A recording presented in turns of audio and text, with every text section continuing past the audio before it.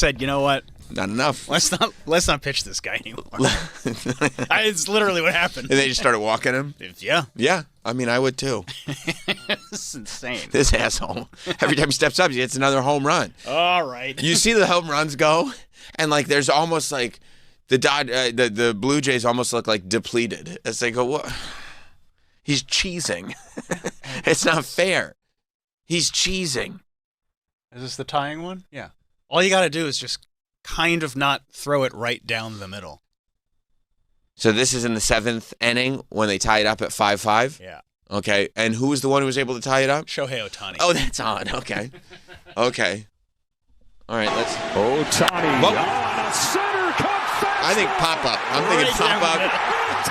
Oh, okay. 5-5.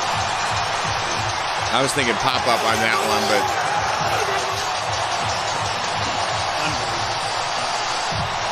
How obnoxious would that be if I was the commentator for the Dodgers? Looks like a pop-up. Looks like, oh, it's out of here. Oh, okay. And you'd be John Sterling. Yeah. And then when there finally was a pop-up, it's out of here. No, it's not. Okay, okay. They caught that. He's out. Yeah, I mean, I can't imagine 18 innings of baseball. Don't you think they should, like... 2 games. Yeah, they absolutely should, at the very least. I mean, they should double credit this game. How do you figure? Give the Dodgers 2 wins? Yes. Of course. But it was tied for... Forever. Forever. But it was basically, I mean, you know, it was a one run game for the second game. Again. I know. I can't, and that's, it's ridiculous. And you know, if Shohei steps up, if he were to hit 0 home runs tonight, he's got to play again tonight. He's pitching tonight. Oh. He's the starting pitcher. He wasn't even made available to the media last night because he had to get home and go to bed. No, I saw he did one interview. A post-game interview, real quick. One post-game interview where he actually explained exactly how he was feeling, and he said that. I want to go to bed. It's like, I need to get some I want to sleep. go to sleep. I don't think you understand what I need to do tomorrow. What? It was in L.A. Was it local time L.A., meaning, like, do they start the games early in L.A. to even it out for the East Coast? Yeah, it started at like 8:15, 8:20. That's not even that. No, I mean, 8:15, 8:20 East? Yeah. Oh, okay, Yeah. so 5 out there. So it started at 5:30, but still, I mean, 18 innings of baseball, that must have been 12 and a half hours? No. Oh, okay. It just felt that way. 6 hours, 39 minutes. I think, okay, so about 6, 7. Yeah, Okay, yeah. so... But so now it's 11:30. No, it was almost midnight. Right, 'Cause the exactly. game ended right before 3 o'clock. Here. Oh. Here. These poor people in Toronto. I mean, That just must be because they're on our exhausted. time. Yeah. They stay up that late to just watch. If a I'm a loss? Toronto fan, I'm absolutely staying up that You late. have to. You have to. You have to. Yeah. Because, I mean, it would be a dream come true. If you're a Don Mattingly fan, I don't know if many Don Mattingly fans are a lot of staying New up till- Yorkers are going crazy right now with Blue Jay fever for old Donnie baseball. Troy, you hearing that in these streets? Blue Jay fever infecting New York? Absolutely. Right, let's go Blue Jays. Yeah, here's the post-game interview with the translator. Now, keep in mind, this is the translator with the big forehead, not the one who gambled all his money away. Okay, I don't know. Just so everybody's clear. You can just say this is the new translator. Well, what do you notice about him first? Forehead. Yeah, okay, that's all. And that's fine. He's a great translator, by the way. Yeah. Or the starting pitcher. I think in the we next have no game. confirmation We on saw that. Dave Roberts, your manager, check on you in the 11th inning. How do you feel, and how will you feel tomorrow? 今日の試合の展開っていうところもあって、明日の状態、投げることに関してどう思いますか？もう早く帰って寝て明日に備えたいです。I want to go to sleep as soon as possible so I can get ready. Rest Just wanna well. go to Thank you sleep. so much, Joe. But yeah, also, like, I just don't, like, I would think even after 18 innings, the adrenaline high of winning a World Series game and then knowing I have to go to bed right now, it's a different level of discipline. Oh, yeah. You know, it's Yeah. the idea. And also, you know, I'd be trying to get him for the recap pod after the game. No. I don't think Yeah. I don't think there's a raw recap for the World Series. I think there is. We got to get Shohei I don't think it works that way. And the pitching coaches are all, what are you talking about? We can't get him on the pod. No, we need him on the pod. Yeah. Insane. Insane. Can't believe it. And the starting pitcher starts at what inning tonight? The first. Oh, yeah, geez. that's, That's I know tough. you don't know a lot of That's tough. Yeah, that's the worst inning to start in. Yeah. So 18 hours between the end of this game and tonight. Yeah, that's the thing. It's like, at least he doesn't have to go to bed at 3 o'clock in the morning like he would on the East Coast, but he has to start playing tomorrow before the sun goes down. He has to start playing tomorrow late afternoon if they're in LA. I mean, they have to practice. Right, exactly. So that means practice will start at practice. It's one of those things like he'll go to bed. It'll be after midnight by the time he gets home and takes off that filthy uniform.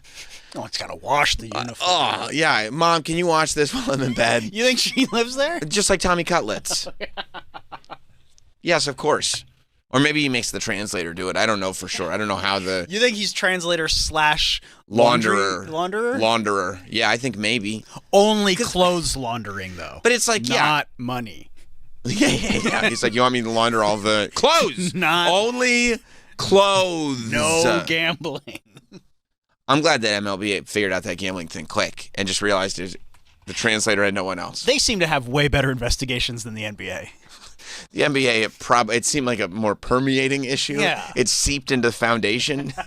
They'd have to demolish the whole house if they really wanted to take care of it. It's like lead paint, the amount of scraping that we would have to do on these walls. I think that's mold. Yeah, this is bad.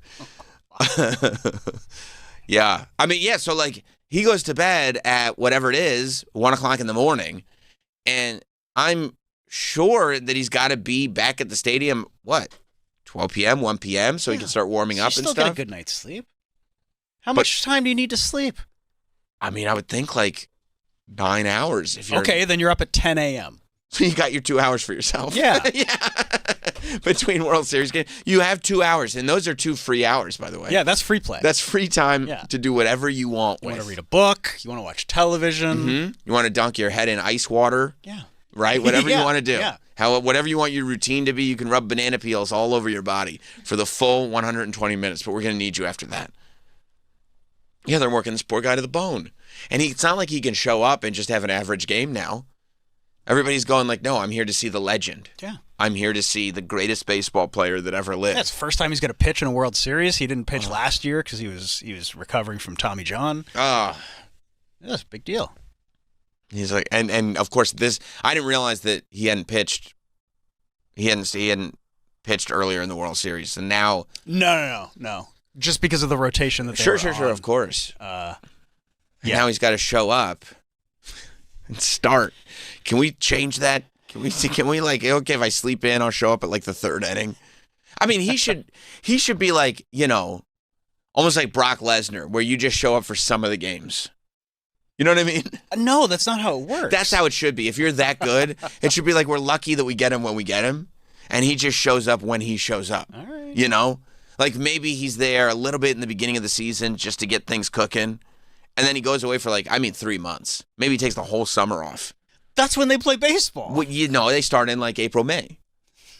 So like maybe by like mid-June, he's gone. And then just as they're heating up towards the postseason, he's back. So this is almost like a Bobby Boucher situation. That's exactly right. Okay. Yeah. Remember when Shohei Ohtani showed up in Game 3 of the World Series? That's right. And you never know. And people are buying tickets. And you got to give him some kind of real slick walk-on music. Slick walk-on music? Yeah, so that way people go fucking crazy when it plays because they're like, I can't believe Shohei's here. And like when you bring him into the stadium. Maybe Cocoa Puffs. Cocoa Puffs would be really good. Yeah. People go nuts for that. And when you bring him in the stadium, it's got to be under like cloak and dagger. He's got to be like all. They're like, oh, we saw a hooded figure. Now this is just wrestling. We saw a hooded figure walk in. Maybe it's Shohei. I mean, the secondary market on those tickets would go crazy. He's an attraction, is what I'm saying. Instead, they're working this poor guy to the bone. They're getting every inch they can out of him. He's doing exactly what everybody else is doing. Except the pitching. He's doing it better than everybody else. Yeah, but he doesn't have to field. He's the DH.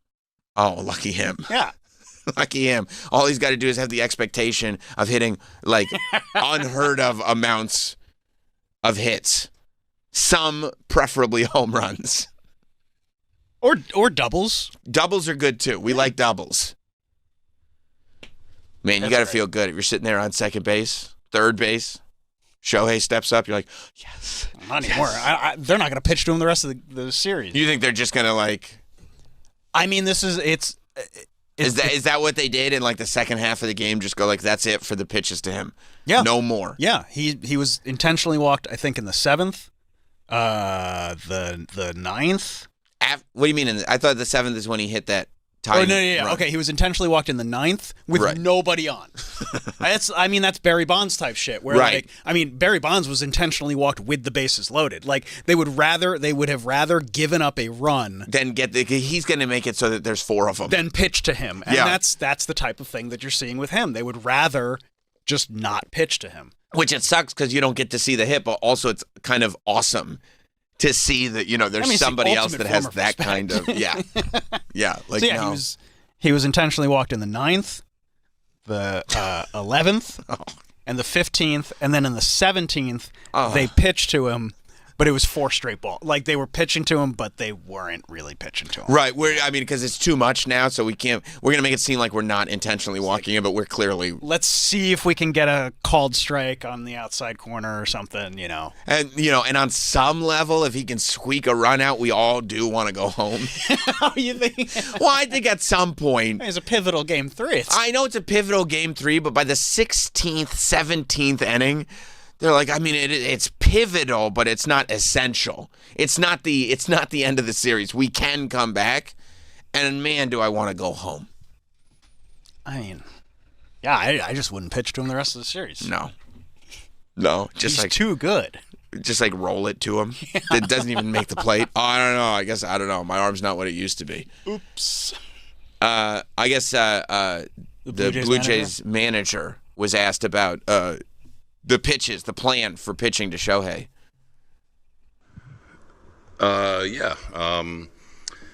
Mount Visit, it's we're trying to pitch around him, you know what I mean? And you trust Sir Anthony to make pitches to do that. And sometimes for pitchers it's hard to do that, when you're kind of trying to throw a ball and didn't put it where he wanted to put it, but he had a great game. He's a great player, but I think after that you just kind of take the bat out of his hands. And not to give away secrets, but this is pretty much what we should expect going forward. Yeah. Yeah. I think it's okay to give that secret too, because it's not like you could go up and prepare for, okay, they think that they're gonna walk us, but really we're gonna get one over on them. It's like no, it's ball's not fair. You're getting walked. You're trying to win the game. Yeah, no, I get it. I think it's the right strategy. At some point, you can't kid yourself anymore. The problem, though, is that the Dodgers are just loaded 1-9. Like, all of their batters are pretty good. Yeah. The only reason nobody talks about the other batters is because Shohei is once in a lifetime. Yeah, but they're not only in the World Series because of the one guy. No, they bought a lot of really good players. Assembled, I think, is the word you... Sure, whatever you want to... Yeah, Avengers, however you want to say it. Why do you get so mad when teams buy teams? It's fun. Because I want to win a World Series. Of course you do. Well, earn some money. Get your paper up. Baltimore. Buy your own team. Just because you can't afford it, that doesn't mean you should rain on everybody else's parade. More super teams. Oh, if I was a Dodgers fan, I'd be loving this. Of course you would. It's the greatest. And if you were a Yankees fan, you'd have Blue Jays fever for Don Mattingly. I don't think anybody. They're probably talking about that a lot during the games. No, Blue Jays fever in New York. They're not, and Don Mattingly. They're not talking about Don Mattingly most of the game. No, most of the game. Oh, that's odd. Another Donnie baseball fact. Yeah. By the way, a lot of people don't know this. Animus. This is Don Mattingly's first trip to the World Series. We mentioned earlier in the game as well as yesterday and the day before. You wouldn't expect that. He's a great Yankee. Oh, we got it. I'm surprised that hasn't come up more often. New York celebrating this game. Bowl 3. I didn't see anybody that was like wiping their eyes from sleepies on the ferry this morning. Oh, they don't have to stay up for the game? No. That is true with this game. It's like in New York. Oh my God. Nobody's staying up for it. No. There's no. I mean, reason I'm to. sure there's some. I mean, Jays or like Dodgers fans in the city, but or like the absolute hardcores. But no, it's not like if this were the Yankees. the city would be dead this morning. Everybody, yeah, they would take the whole day off for everybody. But yeah, I mean, look, it's exciting. It's fun to see. Mm-hmm. I heard they're gonna start calling Shohei Mr. October. Oh, Why not? He's doing very well in October. that belongs to someone else. Oh, Yeah, me. that's right. We established that yesterday. That's right, because of all the great things happening to the Italians. Yeah. This October. And if Cuomo catches Mamdani, Well, listen, Mr. November. they're saying That's their cheer. I think it could be Mr. November here. They're saying here in New York City that the lead is shrinking, that Mamdani's lead has been cut in half, and they're attributing it to a lot of voters saying, wait, are we really going to do it? But, yeah, they're saying, I think it's probably because Cuomo did what did he do, Andy, yesterday? Yeah, He was here? That's probably what it was. I thought it was all the AI. It could be the boomer AI that Cuomo is doing, running his campaign, Boomers for Cuomo. Is that what it is? Mm-hmm. Hashtag? That's why there's all the AI, the bad AI. Or it could have been the Logan Paul cast. He did Logan Paul's podcast. Could just be everybody's, realizing about the nipples again. Could be everybody's thinking about the nipple. Let me tell you something. When you have pierced nipples and you're drinking a Prime, there's not a lot cooler than that. Troy, am I right? You're a pretty cool dude. If you saw a dude and he's like, vote for me for mayor, and you could tell through his shirt he had nipple piercings and he started drinking a Prime, are you voting for that dude? Absolutely. Cool. Early? Yeah. They said that if you vote early, they have different I just voted stickers for every borough. So I've been going around collecting. I've got 3 of them already. Yeah, you're not allowed to do Yeah. Well, I'm trying to collect all the stickers. Yeah, I just give them someone else's name. Yeah, I don't even live in the city. They don't check ID, do they? Well, no. I just want the stickers. I go. What do I got to tell you to get the stickers? So you're going to come to Staten Island? I don't want that sticker. No, because you know why I don't want that sticker? Why? It's scratch and sniff. And it smells like garbage. No, that's not. Like a shit. Yeah. So I don't want that sticker. It's gross. Smells like pizza. No, that's not what they have there. Oh, maybe I should go vote early then. Oh yeah, you got to get your Staten Island sticker. Yeah, Oh, I didn't yeah. know. I didn't know they were doing exclusive stickers I by heard it. borough. I heard it on the radio this morning. That's so smart. Exclusive stickers per borough. Because who doesn't love limited edition stuff? I love limited edition. I mean, next time it's going to be numbered. And I think that the per borough stickers might only be for early voting. All right, then I'm going to go early vote. You got to, because you got to get the exclusive. Yeah. And go to your local polling place and go, excuse me, do you have the exclusive stickers? And if they say no, pick a different polling place. Yeah, I'll be like, all right, I'm going somewhere else. I'm going to go to a different one. Early voting's the shit. You love early voting. Love early voting. What makes you love early voting? Because you could go like anytime, any day for like a week. Right. No line. Yeah. Right. You just show up, and I'm here to vote at this weird day at 3:00 in the afternoon. Yeah. I got you. That's the best. I got you. Yeah. Well, they're saying that Cuomo has narrowed the gap against Mamdani, right? Mm-hmm. And they're saying that the new poll has Mamdani's lead cut in half. But Mamdani's lead was massive, wasn't it? Mm-hmm. So what's the lead now? Even cut in half, is it still significant? I think Mamdani's polling at like 40-something and Cuomo's at like 30-something. Okay, Scroll so it's down not that. one more. And when's 44 to 34. Okay, that's and the election is next week? A week from today. Woo! I don't think you have to do that. I hope, you know you know who I hope wins? Curtis Lewa? 100%. Okay, I don't think That'd he's be awesome. I've been watching and like he's you polling know, at 11%. But for me, what do I want? The funniest thing to happen. That's all. I don't care. I really don't care, But I want the most interesting thing to happen. That's why I want Ted Cruz to be the president and keep up his podcast. You know what I mean? Like, wouldn't that be interesting? Yeah. That'd be a wild That'd be thing, right? Yeah. It'd be funny. But yeah. It says, I forgot. It says the independent Cuomo. I forgot he was running as an independent. Yeah. Finally, someone in my party. Right, the independent party. Yeah. Yeah. Yeah, I can't believe he did it. He's just a true independent, always has been. Definitely not which one's open. Which one can I just do? But yeah, I've seen Mamdani and some of his campaign stuff is, he is trying to reinforce this narrative of look, you have to be serious about this because polls can be wrong. You guys actually have to go vote.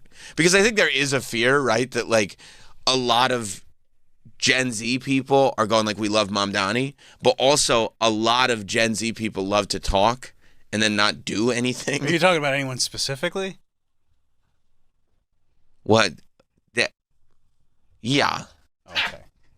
You don't have to say who. It's fine. I just didn't know if you were talking about anybody specifically. Is he an elder millennial? That's why I stuttered. Confusing. Because some people think they're Gen Z, but they're not Gen Z. They are more the elder millennial crowd. Yeah. That's why. My mistake. I wasn't trying to figure out who's he talking about. I knew who you were talking about, but I was like, I mean, Gen Z. That's a stretch. Gen Z doesn't have to paint their hairline on. You know what I mean? When they're doing my video. Jalen Marte? Yeah, that's right. Jalen dog.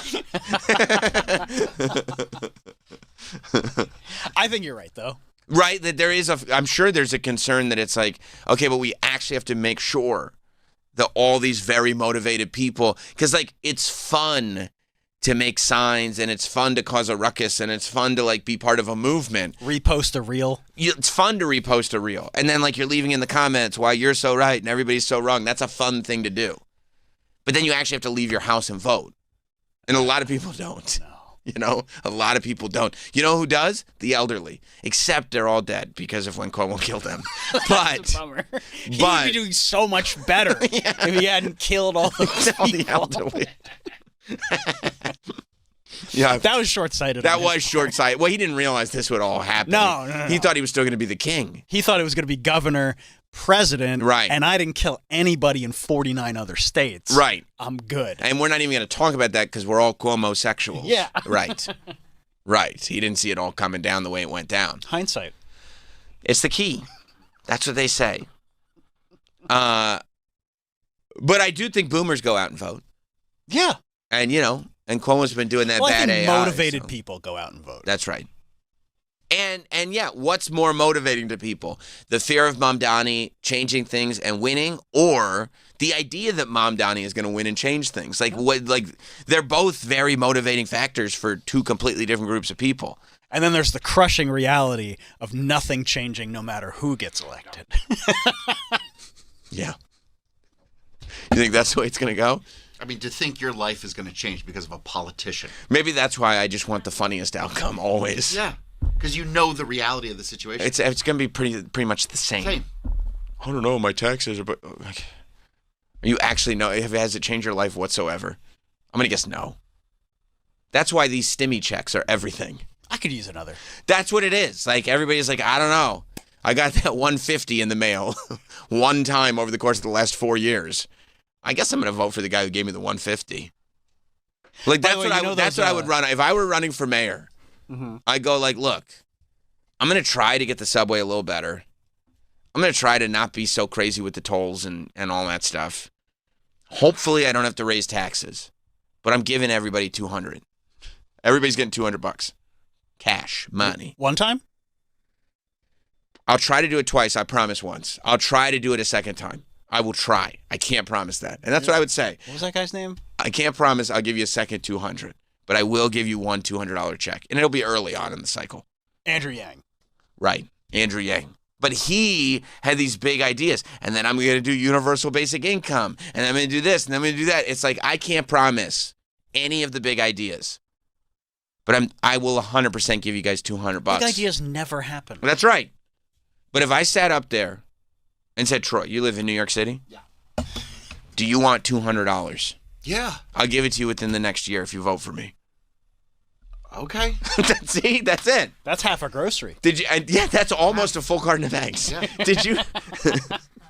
Did you notice that though? I think that's called buying votes. Yeah, but that's what happens.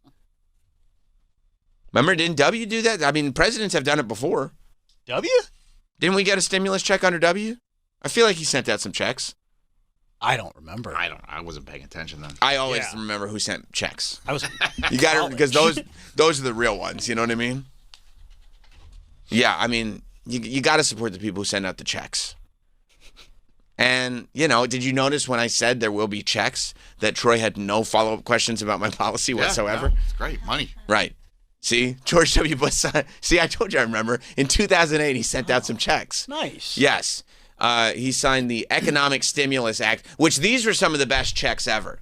Economic stimulus checks are awesome because the pandemic checks were supposed to replace wages that you might have lost. Right. But when the checks are just meant to stimulate the economy, that means free money, go spend it. Okay? Buy stupid shit. I got a check from Hochul a couple weeks ago. For what? It was some like stimulus relief. So everybody got like a couple $100. Yeah, but she's already, I mean, you've already had to pay more than that with the goddamn tolls. And then guess what they revealed? What did they reveal? You have to report it on your federal. Come on, bro. By the way, Troy, I forgot to mention the 200. Yeah. No taxes. Don't worry about that. No taxes. You don't have to tell anybody about it. 200 in my pocket. 200 in your pocket. You don't have to tell anybody. I'm going to try to see if I can do it in cash. It might have to be a direct deposit, but I'm going to try to see if I can do it cash. How would you get cash to every voter? I mean, I'm in the government. We got all the cash. You just got to print it. That's right. We'll print. We'll print more. It's ours. But that's what they used to do with, like, I don't know if they might still do it with, like, Nielsen to incentivize you to fill out your little ratings books. They would send you, like, you know, a couple of dollars. Like, it wasn't real significantly life-changing money. It was like literally $2, but it was cash. And the idea is that you're more likely, even if it's just $2, it's the fact that it's cash in an envelope for you, you are more likely to seriously fill out the booklet. So you'd open the thing and there'd be 2 crisp $1 bills in there. And you're like, this is fucking awesome, right? It would be even more awesome if it was a $2 bill. That would be sick. I would fill out whatever you want me to fill out. Because those are worth a lot of money. They're very rare. Yeah. Yeah. Those are worth extra. I have one that I've been saving for quite a while. I do too. You and I are ready. For a rainy day. My grandmother used to give me those every birthday. A $2 bill? And I'd be like, oh, okay. Yeah. You know what I'd rather? You throw a zero behind it, a $20 bill, Grandma. That would be a lot better. I mean, what am I going to do with I'll this? just go to like 7-Eleven and spend it. You would? I don't need this. Buy a big gulp with it? I love that. I thought she was being so cute about it. She thought one day, like, you'd have a collection of $2 bills from every year. Yeah. You just bought a big gulp? I didn't give a shit. No, that's great. I'd rather have a $3 bill. $3 bill, y'all. For y'all. For y'all. For y'all. Yeah, that's what I would do. I'd have to do it in greeting cards because you don't want to send cash in the mail like that. But everybody would get a greeting card and it would say, thanks for the votes. And it'd be 200 cash in the greeting card. And it's called the Economic Stimulus of New York. That's what I would call it. What's the difference? I feel like there's some sort of law against What's that. the difference? Thanks for the vote. There's got to be some sort of loophole. Yeah, yeah, that's what I would say. Thanks for the vote. Here's the thing, though. Votes are secret. Everybody would get it. And so that would be my way of guilting people who didn't do it. Okay. They'd be like, fuck, I should have voted for. And then hopefully so you'd have to write like, thanks for the vote, or if you didn't, you're welcome. Right. Because here's the thinking. It's really to get me a second term. Because now it's like people will in the second term go, I did accept the 200. So then you would have to send those greeting cards out late. No, I do it halfway People through. forget. What are you talking about? George W. Bush sent in 2008. I just brought it up. I remembered it. I remembered it because I was like, what a good look that is, W. I appreciate that. I don't remember that at all. Oh, yeah. And I was 27. Well, it was at one time, the AI did it, so you know I'm telling the truth. Yeah. The goal was to provide a booster shot. We love booster shots for the economy. So excited. To help prevent the recession. See, imagine if Biden had done that. Well, we're not going to make you do boosters, but we are going to give a booster shot to the economy. Scroll up so I can. We got like 2 stimmies. I can see. Between Trump and Biden, right? That's right. That's right. But also we had to have COVID. Like we didn't have COVID here, just a bad economy. In hindsight, those are good times. Well, I don't. That's a weird. I agree. Not if you're an old I mean, person. it was a personally good Yeah, if you're old, you're fucked. Yeah. No, I'm not. People who lost loved ones, horrible time. Horrible time. But you didn't lose any loved ones? I bought a new car. Right. Right. Went to Disney like 9 times. Yeah, it was. I've never had a better year. Oh, that's actually sounds kind of great. But this was designed to combat the Great Recession and offered, listen to this, up to $600 for individuals and $1,200 for married couples. What year was this? 2008? 2008. Oh, which, so by I the got way, $1,200. $1,200 for married couples. I mean, just give us each $600. I mean, Why that's do you have kind of to- what they're doing. Well, no, because then the wife gets to spend the whole $1,200. If it's $1,200 for married couples, the wife's going to take the check. You know that's how it works. Not if you don't get it first. You're going to the mailbox I first. file the taxes. Smart. You're like the lady on the doc about the lady who texted her daughter. Yes. I control all the finances, so you have no idea what's going on in this house. Yes. $1,200 for married couples with an additional $300 per child. Shit, I didn't. I would have, thousands of dollars. It also included tax incentives for businesses and special payments for some seniors and disabled veterans. I mean, can you imagine that? You get, let's say you have 2 kids, you're married with 2 kids. $1,800 in 2008, which now is like $4,000. Yeah. $1,800 in the mail, and they're like, hey, can you help us out with the economy? That just means you get to spend frivolously with the $1,800. That's awesome. Yeah, but then they get worried that people are just going to pay down debt. No, you can't. You can't. You got to go to like Louis Vuitton. You got to go to, you know what I mean? You got to buy these things that you would never buy. So this money is not eligible for credit card payments. No. I would say this is specifically designed to flex on them hoes. Is what I So would then say. send everybody like $1,200 in Louis Vuitton gift cards? No, but you want to see who can flex the best. You don't want to put limits on this. Okay, what if you ever go to like Target and you see how they've got gift cards that are good at like a dozen different places that are all owned by the same company? Yes. Send people those gift cards. And then you make a deal with that company where you're only paying half price for the gift cards. Oh. That's the way I would do that. Yeah. That's called The Art of the Deal. I read a book about it. It's your second favorite book? It's my second favorite book, yeah. There's a couple of Testaments I also very much enjoy. Equally, by the way. Oh, okay. Yeah, equally. Yeah, that would be my plan, because people loved this when it happened. Who doesn't love free money? Everybody loves a stimmy. Everybody loves a stimmy. It just comes in the mail, and I don't think, I mean, that's a risk. You're right about the paying down debt. I don't think in the history of stimulus checks, even one has ever been used to pay down debt. I don't think that any stimulus check has ever been used in any sort of productive manner. I think it always gets spent frivolously. You know who loves stimulus handouts? Who's that? People who complain about government handouts. Oh, yeah. That's true. That's true. That's true. I bet, yeah. If it was like, I hate socialism, and then the socialist was like, how about $1,000 for you? I didn't see anybody turning down those checks. No. Everybody loved the checks. The checks were great. Checks are always great. You know? Nobody's ever been mad. No. Oh. Who sent this to me? You know what? It doesn't matter. Yeah. It's not important who sent it to me. Individuals who filed a 2007 tax return and an earned income of more than $3,000. I don't know if I'm quite there. What? Yeah. How much are they paying you around here? I mean, not that much. I mean, that's for the whole year, right? You got to talk to Tony. I mean, $3,000 is like, because they said, I mean, it's a fun job, Sam. We can give you $3,000 a year. You're getting paid in exposure. Yeah. I'm like, that's actually a good point. Couples received up to $1,200 with an extra $300 per child. Yeah, I mean, what a great time we were living in. That's exactly what I would do. That would be the move. And if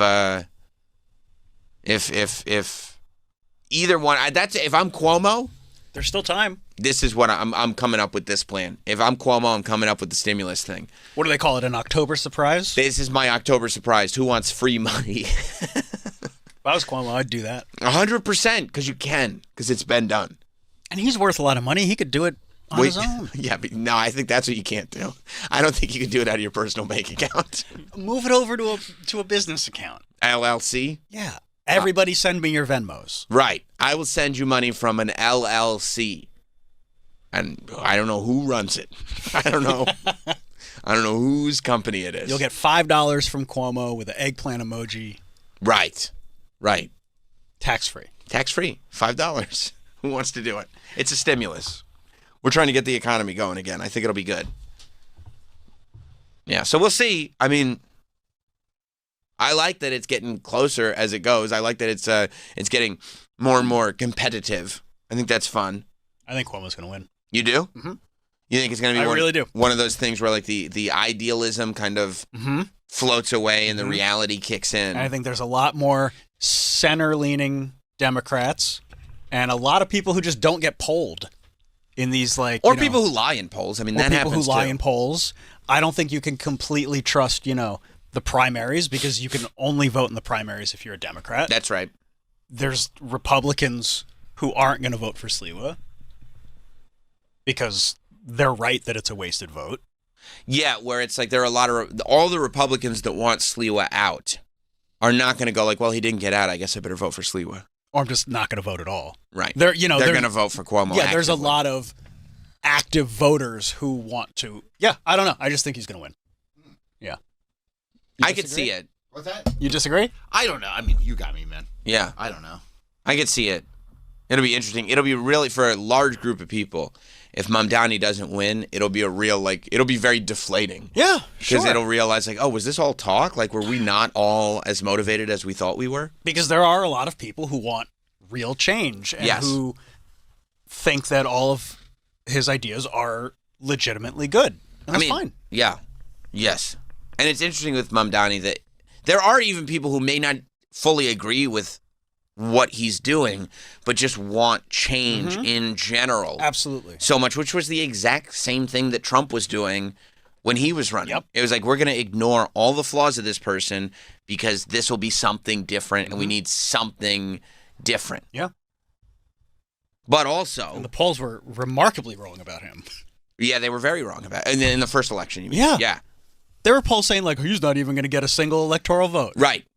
Because that election, it was like that was another one where people were lying in the polls. Yeah. Going, Apparently, yeah. No, I would never vote for him. My wife is sitting right there on the couch listening to me answer this poll. Yeah, so we'll see.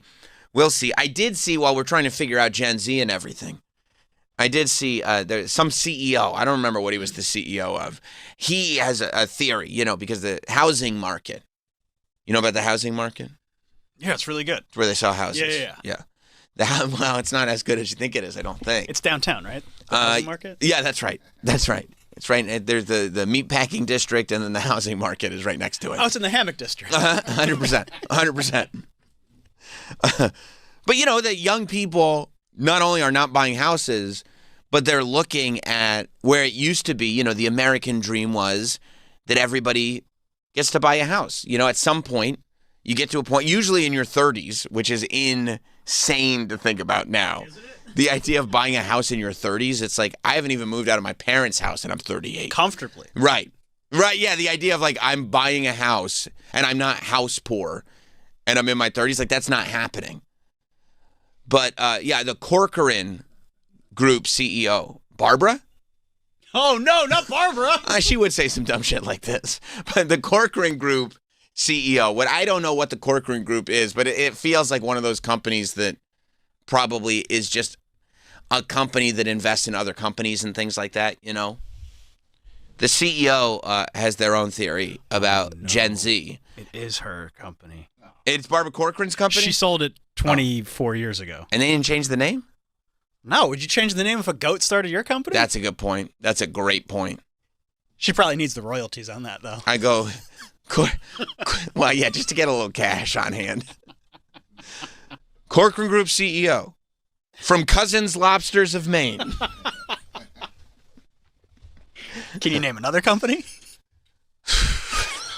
I love watching Barbara Corcoran on Shark Tank because every time I feel like she's saying without saying, I love your product and I think it's really, really interesting what you're doing. And you know what else I love? I love you. And I invest in people. Unfortunately, I'm a little cash strapped right now. And for that reason, I'm out. I just don't have the money. Yeah.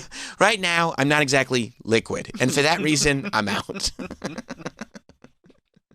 Yeah. I feel like that's the dynamic. I feel like Mark Cuban is like the babyface guy with a whole bunch of money. Kevin O'Leary is the heel guy with a whole bunch of money. Robert Herjavec is the poor guy that wants to invest in everything, but everybody goes, are there any other offers? I've never seen someone just... He's like, I'm giving you exactly what you asked for. Here is exactly the number that you want for the exact percentage that you want. Do we have a deal? Robert, I really appreciate that offer, and I respect that offer. Are there any other sharks on the table? Every time. And then, of course, Lori is, unless I can sell it on QVC, I don't know what this is, and I'm out. But Cuban's gone now. I know. I don't know why. He wants to spend time with his kids. How old are his kids? They're in their teens. Come on. He wants to hang out with them before. And we forget how old he is because he looks so good. I know. He's an older guy. Yeah. But, like, his kids don't want to hang out with him if they're in their teens. You don't think so? Nah. He missed that. He missed the boat. You hang out with your kids when they're like 8, 10, you know what I mean? Yeah. But at this point, what are you going to do with them? Go back on Shark Tank. You know, and Barbara's the one I feel like who's like, she's got a nice portfolio, but not exactly liquid right now. I feel like that's the dynamic, and I watch, every single day, a whole bunch of money. Robert Herjavec is the poor guy that wants to invest in everything, but everybody goes, are there any other offers? I've never seen someone just... He's like, I'm giving you exactly what you asked for. Here is exactly the number that you want for the exact percentage that you want. Do we have a deal? Robert, I really appreciate that offer, and I respect that offer. Are there any other sharks on the table? Every time. And then, of course, Lori is, unless I can sell it on QVC, I don't know what this is, and I'm out. But Cuban's gone now. I know. I don't know why. He wants to spend time with his kids. How old are his kids? They're in their teens. Come on. He wants to hang out with them before. And we forget how old he is because he looks so good. I know. He's an older guy. Yeah. But, like, his kids don't want to hang out with him if they're in their teens. You don't think so? Nah. He missed that. He missed the boat. You hang out with your kids when they're like 8, 10, you know what I mean? Yeah. But at this point, what are you going to do with them? Go back on Shark Tank. You know, and Barbara's the one I feel like who's like, she's got a nice portfolio, but not exactly liquid right now. I feel like that's the dynamic, and I watch, every single day. But yeah, so this CEO, I guess they asked her name is Pamela Liebman, CEO of the Manhattan-based Corcoran Group, which makes sense now because I would imagine the Corcoran Group is a real estate company because Barbara Corcoran made her fortune in real estate. And so they asked her, who, like, the CEO of a real estate company is not exactly showing houses. You know what I mean? Like, she's not exactly boots on the ground. Probably. I don't know her, but probably not. It said, like, Gen Z and their millennial cohorts are experiencing difficulties, getting houses, particularly in New York, right? Which, again, is one of the things Mom Donnie is running on. I would like people to be able to live in New York more affordably. But the CEO has figured it out. And this is something you guys should listen to. She said that Gen Z needs to curb their spending habits by giving up on Starbucks and by taking mass transit instead of Uber. So she's thinking less Starbucks, this is the quote, stop buying Starbucks coffee, which Starbucks is like, what the hell? What the hell did she say? You could just say stop buying coffee. What the stop buying Starbucks coffee. Stop spending money on things that are not necessary. So, if you live hand to mouth, like you act like you're totally broke, it's tremendous how fast that little nest egg can add up. I'm sure. But that's weird. Why does she need an 8-figure salary if she could just stop buying Starbucks and be a rich woman? The amount, Starbucks is about $5 a cup, maybe. Let's call it $5. $5. So that's times 365. That's $370. Oh no, that's plus 300. I was about to say it feels like a lot more than 300. That's $1,825 a year. $18,000 a year? Nope, $1,800. $1,800 a year? And let's just have fun and say you take a $30 Uber a day. Every single day you're spending. Let's just say. Probably on the high end, but possible in New York. That's another $11,000 a year. Mm-hmm. So that's, let's call it $13,000 a year. And you're even, okay, wait. You're saying $30 a day. Oh, for some reason, there was a 9 there. Just do $35 a day because you're putting in the $5 cup of coffee. Times 3. Oh, yeah, well, sorry, you're right. Okay, so it's $35 is your spending on Ubers and coffee. Sure. If you spend $35 every single day on Ubers and coffee, it's probably the high end. Yeah. And I'm doing it times 365, which, I mean, most people are probably not buying coffee 7 days a week. They might be buying coffee 5 days a week, but let's say 7. Of course. Yeah, so it's $12,000 for the year. Okay. And what's the average down payment? About 10%? Yes. Okay. And the average house costs about $120,000. Oh. Sure, she's right. Yeah, there you go. $120,000 for those beautiful $120,000 houses in New York. Yeah. So there you Yeah. go. Just do that for 10 years. That's what they said. They said the reason Epstein's house is brownstone, they said it's the biggest brownstone in New York. You know how much it costs? $304,000. So that's a lot more than most houses. Yeah. That's nuts. Yeah. I mean, this is so, like, the idea of, like, stop enjoying yourself, like, make yourself completely miserable, and that way you can save 10 grand. Is like, what are you talking about? It's so outrageously out of touch. Like nothing. At some point, don't you wish, like, there would be, like, millionaires that, when somebody said, well, what do you think of, like, you know, Gen Zers that are just getting by? They should say, I have no idea. I am totally out of touch. I'd have to, like, actively get down and talk to them. You should ask them. People who are experiencing problems probably have a stronger grasp on that problem than you do, who is completely removed and thinks less coffee is the answer. So you just have tired people walking around so they could save $5 grand. Like, what are you talking about? It's a crazy thing to say. I mean, I can't, and the direct quote is right there. How about this one? If you look at people who are taking an Uber instead of the subway, they're buying their coffee. They're buying their breakfast. They're spending money on things that are not necessary. They're going out with their friends 3 nights a week, spending money on alcohol, food. These things definitely start adding up. I mean, That's true. I mean, it is true, but it's not going to buy you a house. it's not buying you a house. That's not why people can't buy houses. No. You know, if anything, they have to spend the money on this to numb themselves to the fact that even if they weren't doing this, they still couldn't afford a house. Yeah. People can't buy houses because they're outrageously expensive and wages don't go up. Yeah, the median income is low, and the cost of houses is much. Groceries are through the roof. Groceries are through the roof. Yeah. Imagine that. Here. You're like, hey, if you stop going out to eat, how much, you know, it used to be you go buy groceries because it's so much cheaper. Yeah, eat at home. Yeah. Than eating out, right? Yeah. And now you get back from the grocery store, you're $250 in the hole. Right? Literally for like one person. Right, $250. It's insane. Yeah. And I'll sit there and I'll look at my wife. I'll be like, what did I just buy?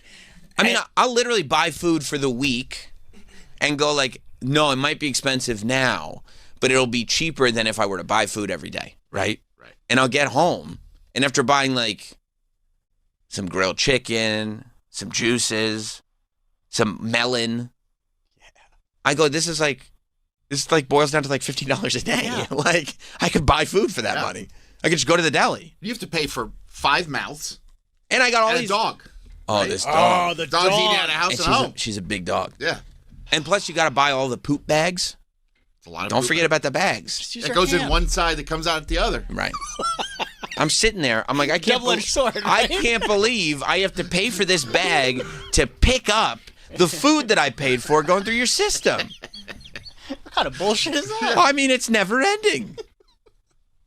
I agree with her. Oh, Sorry. Go ahead. I agree with her. Oh, You do. I You agree do. with her? I mean, the math I agree ain't with You're not math. going to then. buy a house with that much money. No, but I think her point is that by making smaller changes like that, it helps you adopt some sort of frugal habits. Because speaking from my friends, You bring fucking salad to the movie.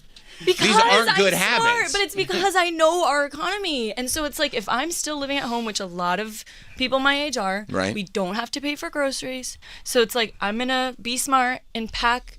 And maybe I don't like coffee, but make a coffee or whatever the case. So like for my friends, they literally spend more than $5 on their Starbucks every single day, and they don't take the subway. And I'm like, that right there, though, I just had a $5 day. You just had almost $50 day because they're also really bad. Like they go to the mall They buy Labubus. Like, it's like if We you're can't like be that buying with coffee, Labubus. you're like that with everything.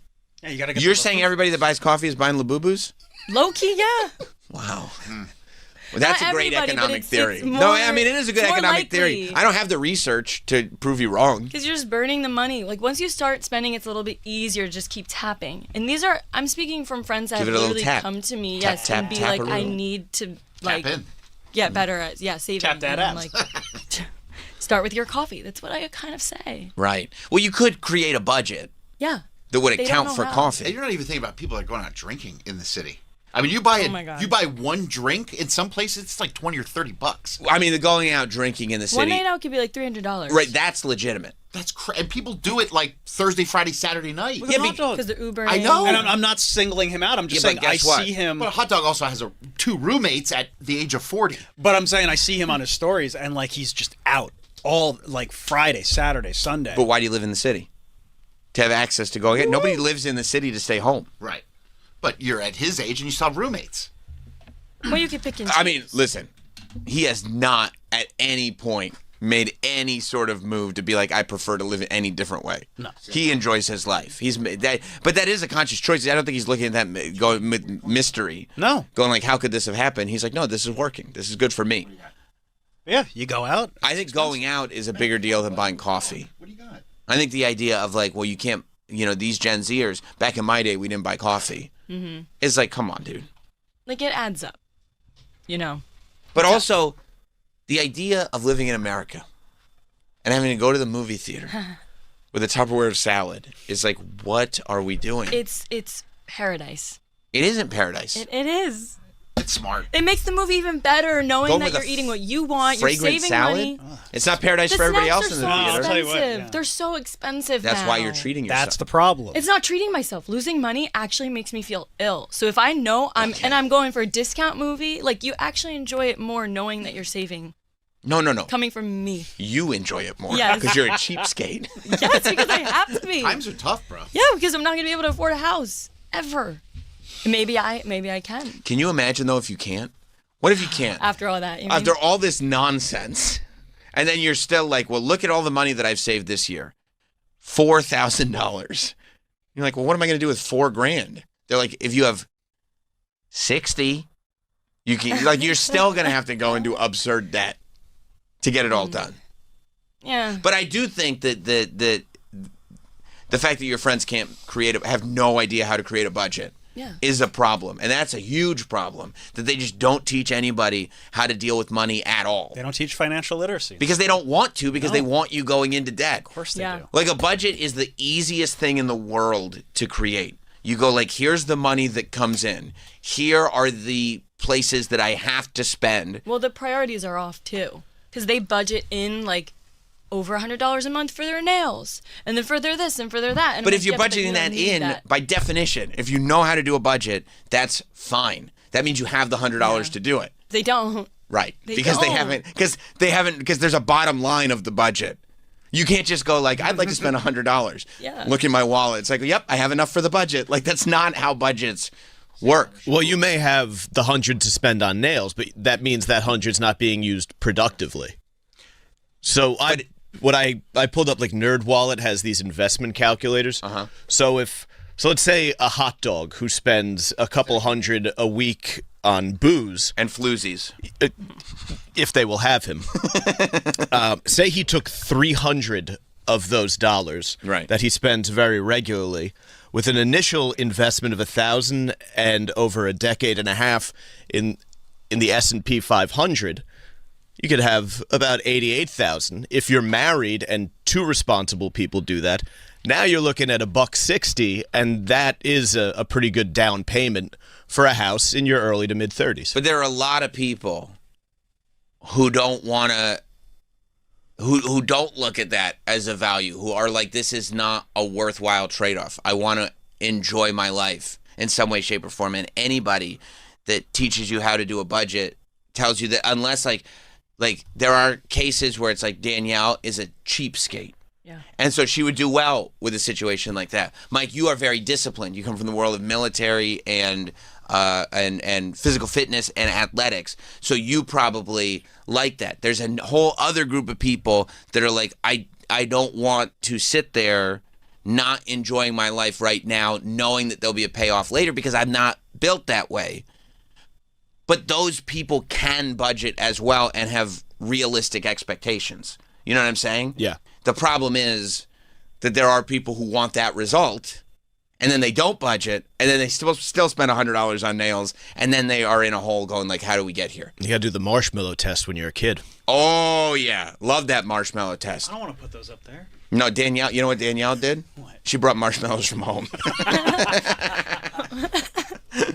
Of course. Yeah. The marshmallow test is when you put the kid in a room, and then they go. I mean, not for you. For Travis, it was like it was basically somebody put Travis in a room and said, "This is a test of creativity. I want you to make the marshmallows disappear as creatively as possible." And he passed that test with flying colors. It gets so sticky. I know. But the marshmallow test Still is picking it up. What? You got a lot of fur. That's right. It's hair. Yes, he does. He took the marshmallow test like 3 weeks ago again. He keeps going back to take it again because he always does good. Well, you get free marshmallows. No, I know. And people don't know that like as sweet as marshmallows are, when you eat them, boofing them is even better. But yeah, the marshmallow test is that, putting a kid in a room with like 2 marshmallows on the table and going like, look, I need to go. But when I come back, if these 2 marshmallows are here, I'm going to give you 2 additional marshmallows, which will mean you'll have 4 marshmallows. If they're still here, but I'm going to go for a while.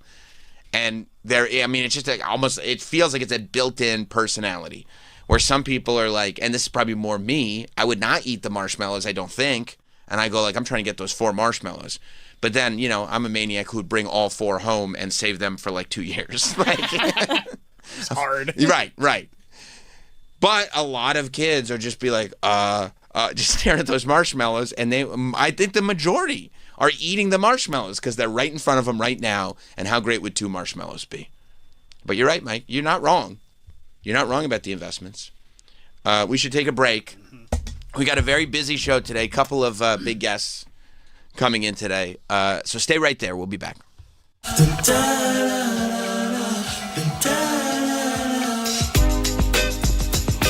We'll be right back with Sam Roberts Show. Is listening to the radio getting out of hand? You need Bennington, the ultimate in hands-free talk radio design. Simply go to the SiriusXM app on any phone, then search for Bennington. It's that easy. Hands-free, pain-free. You'll wonder how you ever lived without it. It's perfect for your mind. A must for the entire office. Life itself goes quicker and easier. Best of all, Bennington works with your favorite phone. An amazing breakthrough show you'll listen to every day on the SiriusXM app.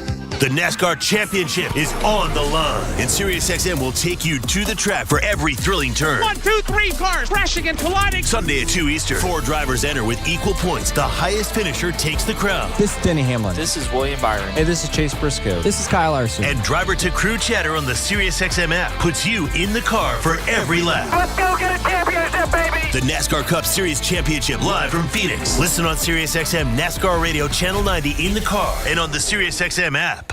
The biggest game of the season, right here, right now. Start Saturday strong. It's Big Noon Saturday on Fox. And here we go. It all starts at 10 Eastern with Big Noon Kickoff, live with an epic pregame. The crowd, the atmosphere, this is what makes it special. Then it's America's #1 game. What a hit. The best pregame, the best announcers, the biggest games. Down the sideline, touchdown. It's Big Noon Saturday, noon Eastern on Fox.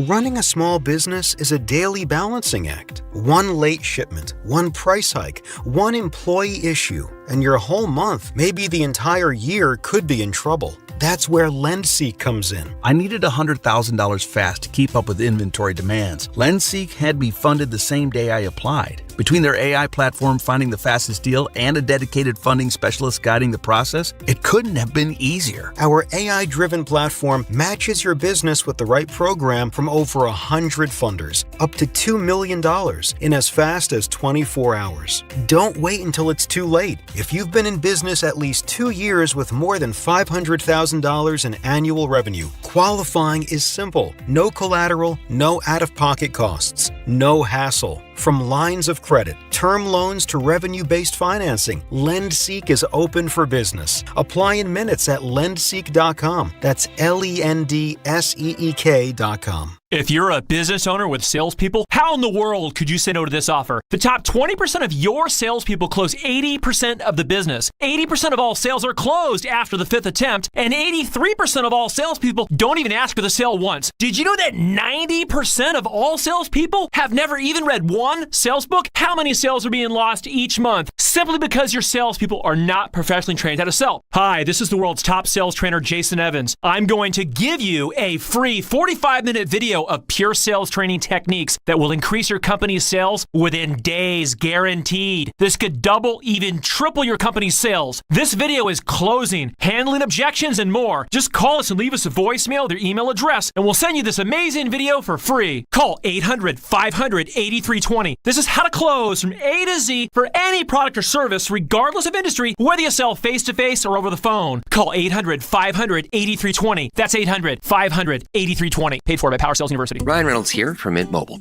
I don't know if you knew this, but anyone can get the same premium wireless for $15 a month plan that I've been enjoying. It's not just for celebrities. So do like I did and have one of your assistants switch you to Mint Mobile today. Visit mintmobile.com/radio. Upfront payment of $45 for 3-month plan, equivalent to $15 per month required. Intro rate first 3 months only, then full price plan options available. Taxes and fees extra. See full terms at mintmobile.com. Kenny Chesney's journey took him from a small town in East Tennessee to country music superstardom and everywhere in between. Oh, hello, how are you tonight? To mark the arrival of his first ever book, I've been writing Heart Life Music. He'll share stories with a small group of superfans. It's my story, how we got here. It's a live town hall event with Kenny Chesney from Nashville. On No Shoes Radio. Hear it anytime on the SiriusXM app. This show is sponsored by BetterHelp. BetterHelp therapists have helped over 5 million people worldwide on their mental health journeys. That's millions of stories, millions of journeys, and behind everyone is a therapist who showed up, listened, and helped someone take a step forward. Moments in therapy, like the right question, a safe space to cry, or a small win, can change lives. This World Mental Health Day, BetterHelp is honoring those connections and the therapists who make them possible, while showing how easy it is to get guidance from a licensed therapist online with BetterHelp. BetterHelp therapists work according to a strict code of conduct and are fully licensed in the U.S. This World Mental Health Day, we're celebrating the therapists who have helped millions of people take a step forward. If you're ready to find the right therapist for you, BetterHelp can help you start that journey. Our listeners get 10% off their first month at BetterHelp.com/Teft. That's BetterHelp.com/TEFT. Game day isn't complete without repping your team. Whether you're in the stands, at home, or tailgating with friends, NFLShop.com has the gear every fan needs. Jerseys, hats, hoodies, and sideline styles straight from the pros to you. Fresh arrivals drop all season long, so you'll always stay game day ready. Fan like a pro and shop now at NFLShop.com. Ryan Reynolds here from Mint Mobile with a message for everyone paying big wireless way too much. Please, for the love of everything good in this world, stop. With Mint, you can get premium wireless for just $15 a month. Of course, if you enjoy overpaying, no judgments, but that's weird. Okay, one judgment. Visit mintmobile.com/radio.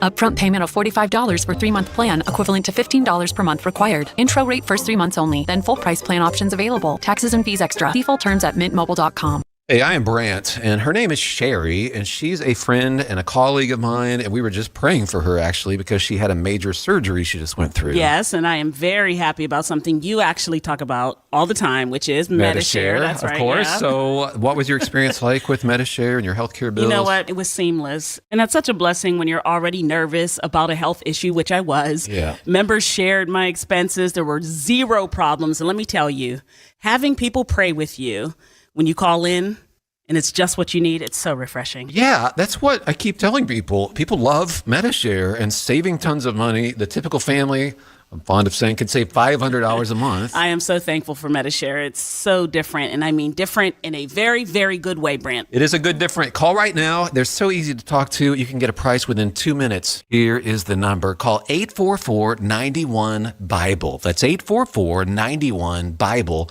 844-91-BIBLE. Good morning, everyone. Any Bulldogs here? Well, let me hear you growl a little bit like some tough Bulldogs. We're back with Sam Roberts Show. All right, I like the sound of that. Let's now give it up for the one and only. I hope my radio voice is smooth. It's good. It's good. I'm a fan. I'm glad you're here. I've wanted to talk to you for a long time. I'm a friend of Pat McAfee's, so seeing call Pat right now. He'll call me a demon. Seeing the relationship that you guys have built is a kick to me. Because I mean, for someone like you, yep, who I mean, you are athletic in the sense that you're a marathon runner. That's true. But what you from the waist down, from the top to up, I can barely bench my body weight. I don't even think half my body weight's embarrassing. But when you go in and do what you do in front of, say, like an NFL team, yep. And you look at the reactions that they have and the fact that you end up with full control over this entire room of, I mean, the best of the best NFL teams. Right. There has to be an amazingly fulfilling feeling. Oh, it's the best. It's a huge rush when you do those rooms. If anyone's seen these clips, they kind of go viral. ESPN has put them out, NFL, College Game Day. Because one is I try to always raise the bar. So I've done it for 4 seasons now, and the reason they keep putting it out is not because they love this face. It's because the videos do well, and the fans get to see them. But also, I try to do new and different things every time and keep upping the ante. Yes. And in that room, again, what's happened is kind of. Do you remember Borat? When Ali G would do Borat? Oh, of course, yeah. So at a certain point, you couldn't keep doing the gag because everybody knows who Borat is. Yeah. Right. The character died. So now I've hit a wall where when I walk in the room. 3 years ago, nobody knew who I was. Now, I don't want to toot my own horn. Everybody in these 100%. Football players has seen the clips, and they're on guard. And I've got guys in the room who their sole goal when they're in there is like, we're going to get this guy this time. He's not going to get inside my head.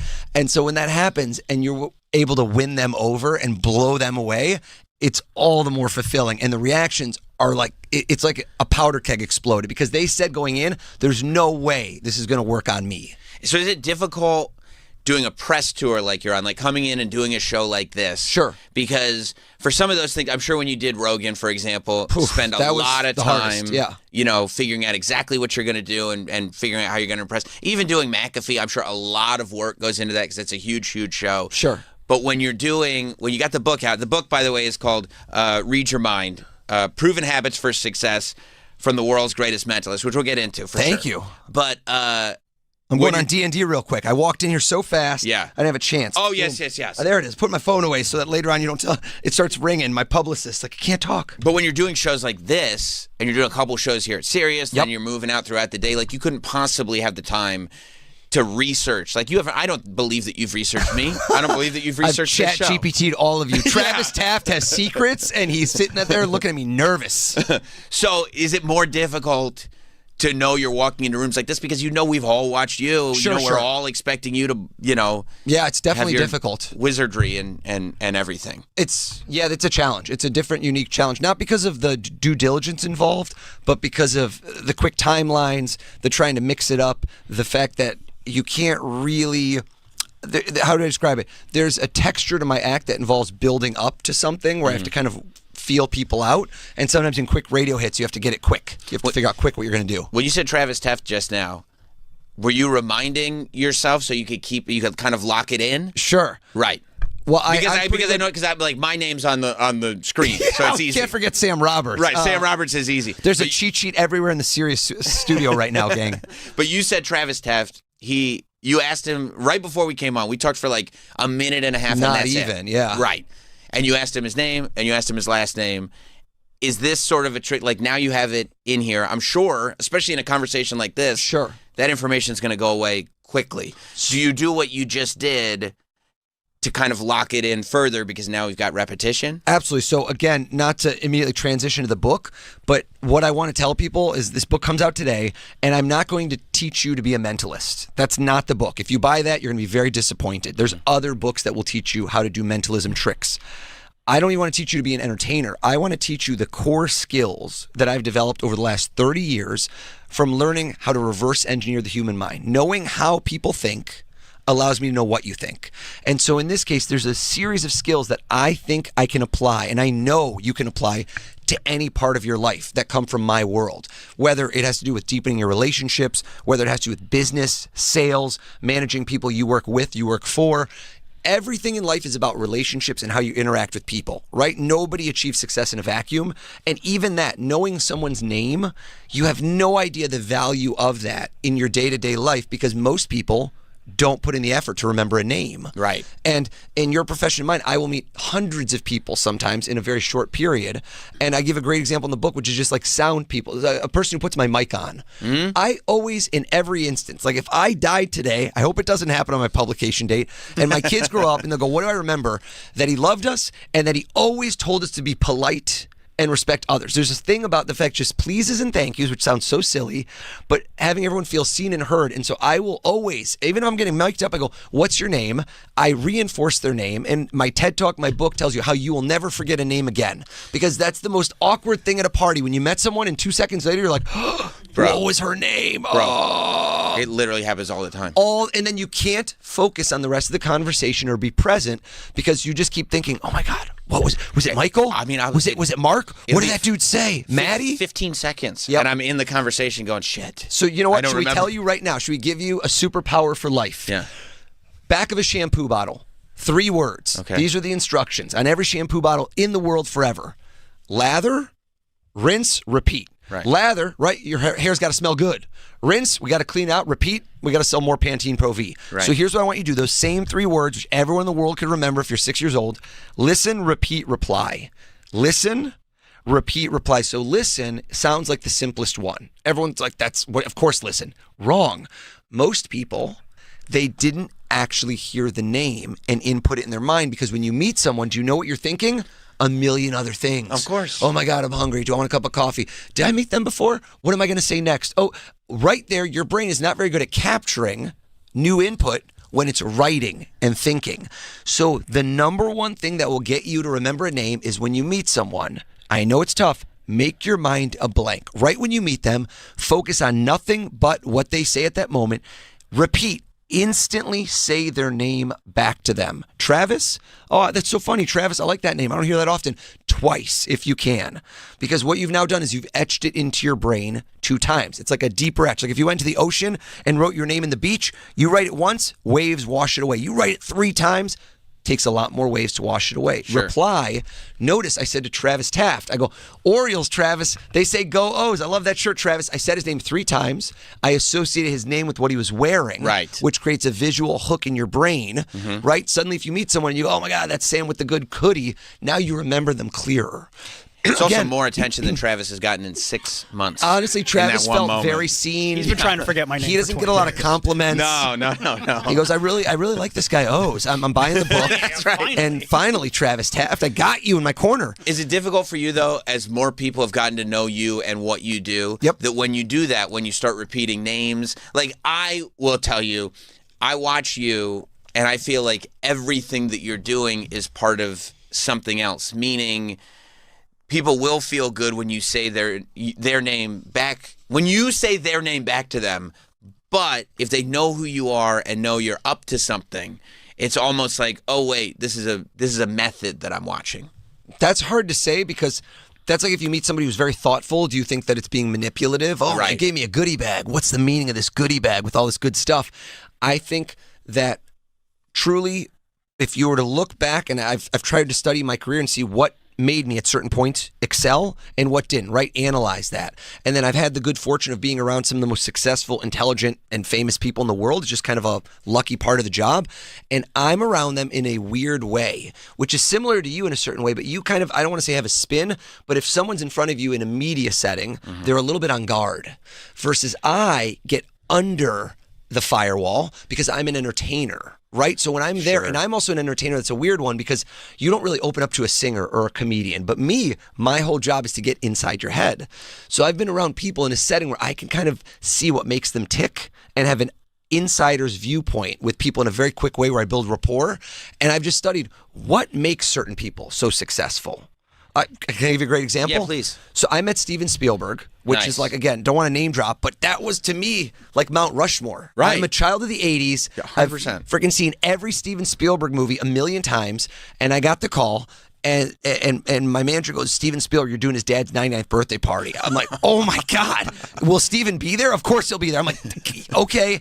I'm pretty much in my mind going through on a full fanboy of, okay, here's what I'm going to ask about Close Encounters. Here's what I'm going to ask about Jaws, right? Just obnoxious, deep cuts on every movie, why the choices were made. I'm not even a cinephile, but it's Steven frickin' Spielberg. So I do the show. I play it cool. At the end of the show, Steven Spielberg, okay, this is an intimate affair. It's like, I don't know, 80 people. Beelines for me. I try to, oh, Steven, oh, I know who you are. Like, I don't want to be gushing. Hired me, right? Yeah. Oh, your sister Nancy hired me. Shout out to Nancy, who's a sweetheart, by the way. So I assumed I'd get a minute or two with Steven, right? Shake the hand, maybe a selfie. I spoke to Steven Spielberg. I had to check my watch because I'm freaking out for almost 20 minutes. Wow. At some point, I'm like, don't you want to go be with your family? You know? And during that time, do you know how many questions I asked Steven Spielberg? How many? 0. And at that point, I left and I was furious. But then the lesson trickled in as I thought about it more and more, and I started to realize that's why he's Steven Spielberg. Let me explain to you. He had everything in the world going for him that he could just talk about himself. He could have just been all brag, all this, all. He wasn't. He's a naturally curious person. And what he did is kept asking me questions, and not questions I'd been asked before, which again, I want to give you a real explanation. Most people in life don't put in the extra effort, and they ask you the same things you've been asked. Nothing wrong with that. But you're not going to stand out from the crowd. People will be an autopilot. Sure. He took me out of autopilot and asked me very fascinating, deeper questions. And I realized his superpower is the fact that he's so naturally curious that he makes you shine. And he gets to come to you and learn all these things about you. And that interaction, to the point, I did this almost 10 years ago. I still talk about it all the time. If you meet him, you will probably remember that moment for the rest of your life. But it's also amazing that you have those moments where you know, like, that changed me. I tried to analyze those and put those in a book so that I can fast track your success. Rather than you go through these things, here's what helped me to grow.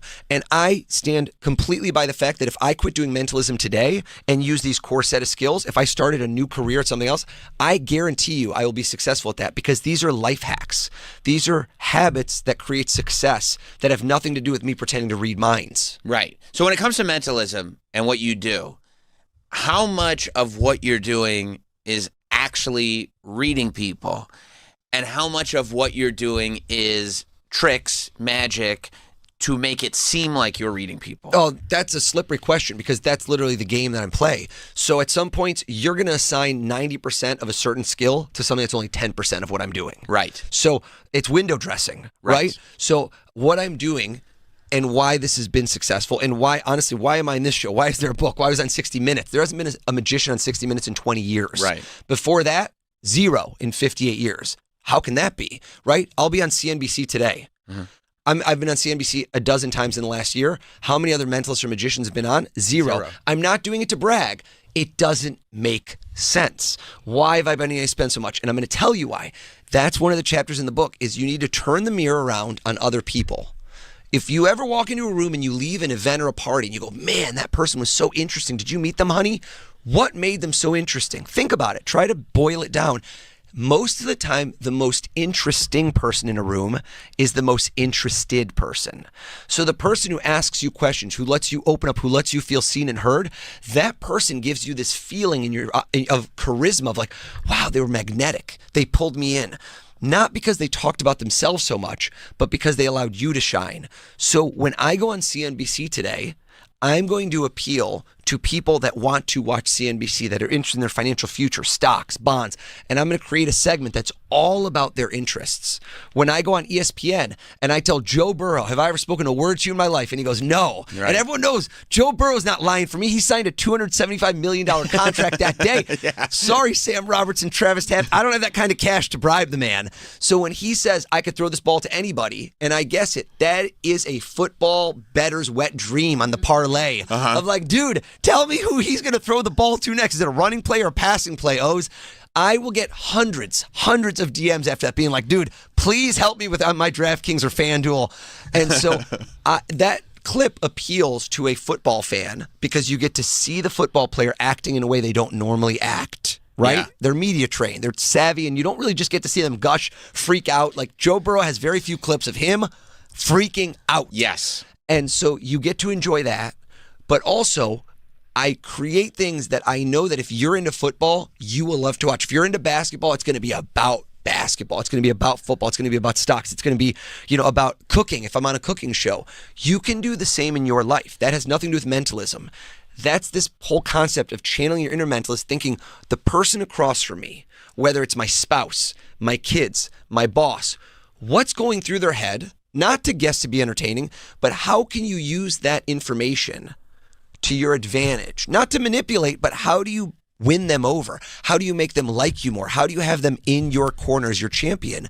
Because the more people that you can have strong relationships with that are not just give and take, but that are mutual, the more they'll propel you up. That's what's happened in my career. I've just allowed people to be invested in me and that they've helped me up. Like that's really been it. So when you walk into a room like this, are you instantly going like, okay, I need to figure out the vibe of the show as I'm on it and figure out how to appeal to these guys?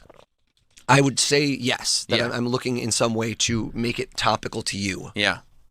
I mean, it's just it's an interesting art form because I feel like it takes on, like, I'll tell you how I take in your content when I start going on those O's YouTube rabbit holes. I'm in your algorithm, Sam Roberts. I love that. You're deep in there, okay? Everyone just hold your phone up to the radio right now. O's Perlman, mentalist, NFL. Yes, I'm in now. That's it. You're about to see a lot of my Instagram and TikTok videos. But this is how it'll go, right? I'll go like, I'll watch your appearances on different shows. Yep. And I'll go like, okay, this is cool. Then I'll watch the O's Perlman exposed videos, right? Yeah, oh man, I love watching those. The theories are incredible. He followed Joe Rogan to a gas station. He had binoculars. Joe Rogan somehow is worth $1 billion, but is using debit cards at gas stations. Right. I haven't used a debit card at a gas station, no offense here. I don't think ever, so I don't know who's typing PIN codes in at gas stations, but who knows? You had a heat sensor. That's right. For in the gas station right now. And maybe did criminal stuff. Travis is feeling tingling on his inner thighs right now while I steal all his data. That's right. Yeah. And then, so I watch the exposed videos. I go, okay, I got it. 10% of it's right, by the way. But it's like sifting through gold to find the other 90%. I'm telling you, I've seen these videos. I've written to the guys. I'm like, dude, you're really getting most of this wrong. You're giving me a whole lot of credit. I feel like the simple stuff is probably right. And then the more complicated stuff is like, well, we can't figure this out, so that's what happens. Crimes. They're like Howard Stern, Curly. They're like, well, yeah. I don't know if Howard Stern gave it away. And then they're like, well, he must have hacked. And Howard Stern's like, literally, no one's ever said this to me. And Beth, my wife, said, Howard, will you just tell me? He goes, I don't trust you either, Beth. He's like, I'm not telling anyone.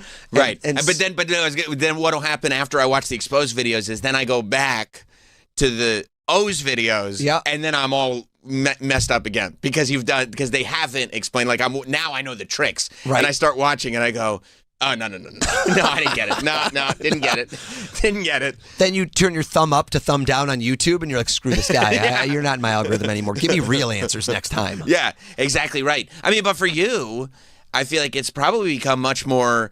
I don't know if dangerous is the word, but at least risky because now you have gotten to a place. That's true. Where people do want to prove you wrong, not just to have that moment, and maybe sometimes in a friendly way, sometimes not in a friendly way, but also to be like, I got the video, I got O's, I got him messing up, I know the secret.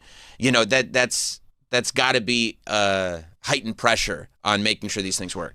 Yeah, I would agree with that statement. I think so because as your profile gets higher, also the fact that at some point, people can start to kind of, I don't want to call it parasitic, but they can actually get views from you 100%. because you're now in an algorithm where if you're able to generate hundreds of millions of views, they're like, oh my God, I can just pick off little pieces by making videos that don't even have to have credibility. Right. But I would argue in many ways that, again, my job, and it's taken me years to understand what I do for a living, is I am actually not in the business of fooling people. And it sounds like that's counterintuitive, but I'm not. I'm even not in the business of entertaining people. Like really, it's actually, those two are side effects of what I do. Truly, I create memorable moments. And again, it sounds like new agey stuff, but it's not. That's actually what I do for a living. And the key word is memorable, because if I were just fooling you or just amazing you, it goes away. I have moments that I know for a fact, and that's what I try to do, that you will talk about for years to come. Like I had somebody who wrote me who hadn't seen me in 10, 12 years, who saw me on 60 Minutes, and they're like, oh my God, how far you come? Where they have a scrapbook for their child, who is now 12 years old, where she was pregnant. And I said, I'm not going to show this to anyone else. Look at me. And I wrote down the name and hand to her that she was going to name her child, that she had never told anyone, that's in the child's scrapbook, which is a combination of the most amazing thing and the creepiest thing ever. That's the other thing, dude. Yeah. I mean, when people look at you, like Rogan was pissed. Yeah. Rogan was not happy. That's how it came across. Rogan seemed very unhappy with you. And there are people. We turned it around. Listen to the full podcast. Yeah, no, I did. We were boys by the end of it. I love you, Joe. I love you. 100%. But when you get that reaction of like, I don't like this, this is witchcraft, and I don't want the energy, maybe voodoo, and we hate voodoo, we don't want it. Do you enjoy that, or do you then want to go into like, hey, this is not a nefarious thing that's going on here? Well, I win people over. I like a big part of the book literally is a chapter called Disarm with Charm. Right. And I think that when you have a profession that is inherently creepy, I think it's got to be the same as if you're a proctologist, you better have good jokes. You know what I'm saying? If your finger's going up my butt, weird sidetrack, you better be very friendly or laughy. Otherwise, if you're creepy, I'm like, dude, what's about to happen here? Yeah. As someone who's getting a colonoscopy soon, freaked out. Right? I'm hitting that age group. So anyways, I think that with my profession, if you go down the wrong path, and if you're not likable, then yeah, it's freaking creepy, man. What are you about to tell me? You're my ATM PIN code? So you have to win someone over. And the way that I've done it is I've understood that people want to know how you're doing it to a certain degree. It's breadcrumbs that lead you to the trap. So as I do it, I think most people, when watching my show, it's designed, they kind of think they know how I do a lot of the things. They see it. I explain to you in many regards. I walked in here. Let's just try something fast. Okay. Sam, I walked in here and I want full transparency. And the moment I walked in, we had about 60 seconds. It was maybe 75. You're like, we're almost going live. I'm like, oh my God. Correct. And I said, I want you to think about this in advance so we don't kill dead air. And I said, think of someone that you have not talked to in years. Somebody that pops in your head for no real reason that you have history with, but you've never mentioned on the show. Is that right? Yeah. And that popped in your head for no reason. And this is not, we have microphones everywhere. You have not spoken this person's name. No. You did not take a pen and write down on a piece of paper. Like right at this moment, there is this thought. There's no way we can possibly get this, but out of your brain. Is that a fair assessment? Yes. Okay. I think, so again, how do I figure this out? I'll show you. First off, I know it's a guy, 100%. The way I structured the question, your reaction, it's a guy. Am I right? Yes. If it had been a female, there'd be a different vibe, little kind of like he would have been touching his beard a little. There'd be like I knew it's a guy. Think of his first name or whatever you would call him. You know what I'm saying? Can you think of his first name? Count the number of letters to yourself. Okay, so it was very quick. So again, Travis, if this kid's name is Mitchell Alexander, that's a struggle. That's a struggle for morning radio. You would have hesitated. You counted near instant. Near instant. But you did something funny, which is there was a light bit of confusion in your eyes. When there's confusion in your eyes, and when I say his first name, what you would have called him, right there, you didn't know what to do when I said that. Okay, so I watched it, and I'm a trained eye. So you were like, do I do it by what I call him, or what? Which means that his name is longer, and in your mind you thought of an abbreviated version. Is that correct? Yeah. See, I knew it. So, and then when you count it was very quick. It was 4 or 5 letters, and I could always tell 4 letters, isn't it? No. No? 5. Oh, you don't have to give a clue. You don't have to say it yet. Okay. I need someone to write with. Think of this. You got a marker? Let me just go. I'm going to do this out loud. You want paper?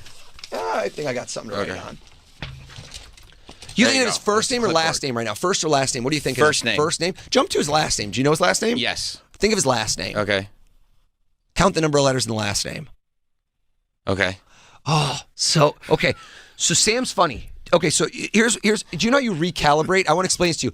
Do you know how when you like on a sight on a rifle, how if you go to the right, you move it back a little, click.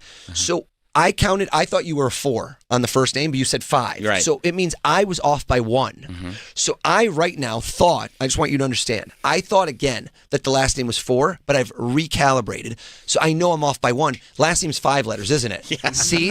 So this is real time.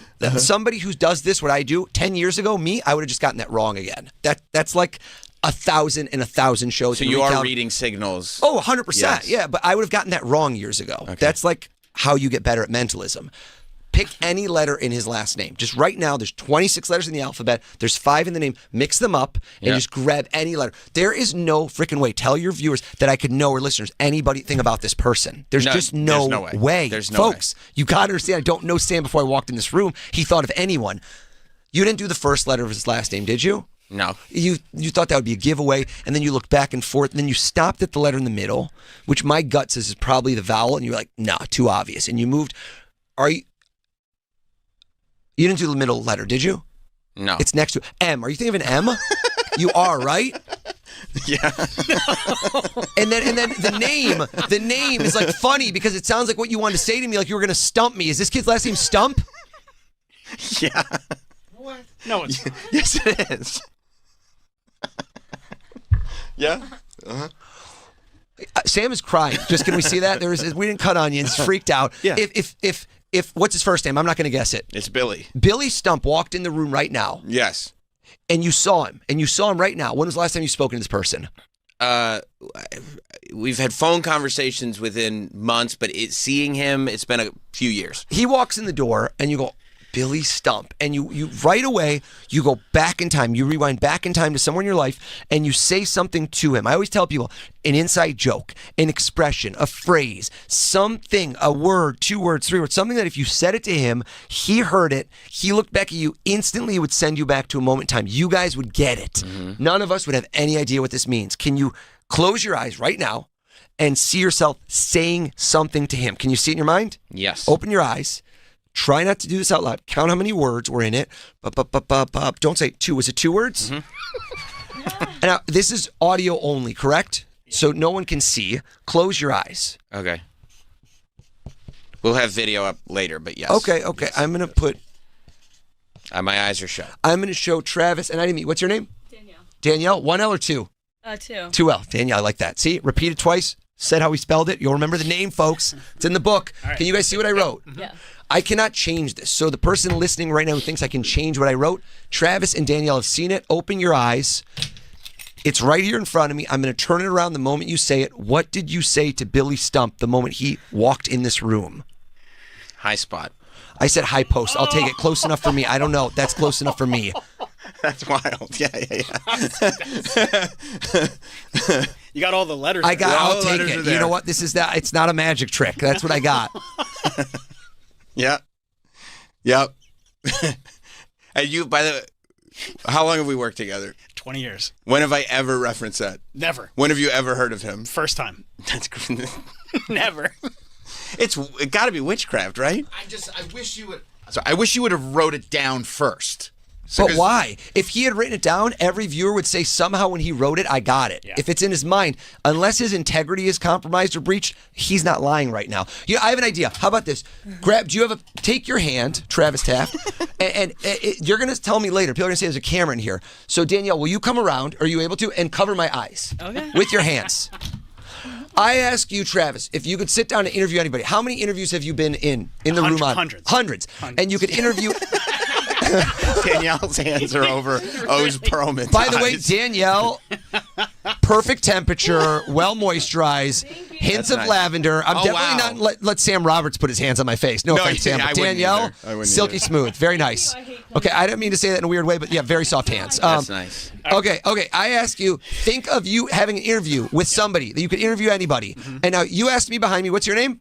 Danielle. No, sorry, the guy. Come on, Danielle, I know you. Troy said, what if Sam had written it down? So I can't see. My eyes are absolutely covered, right?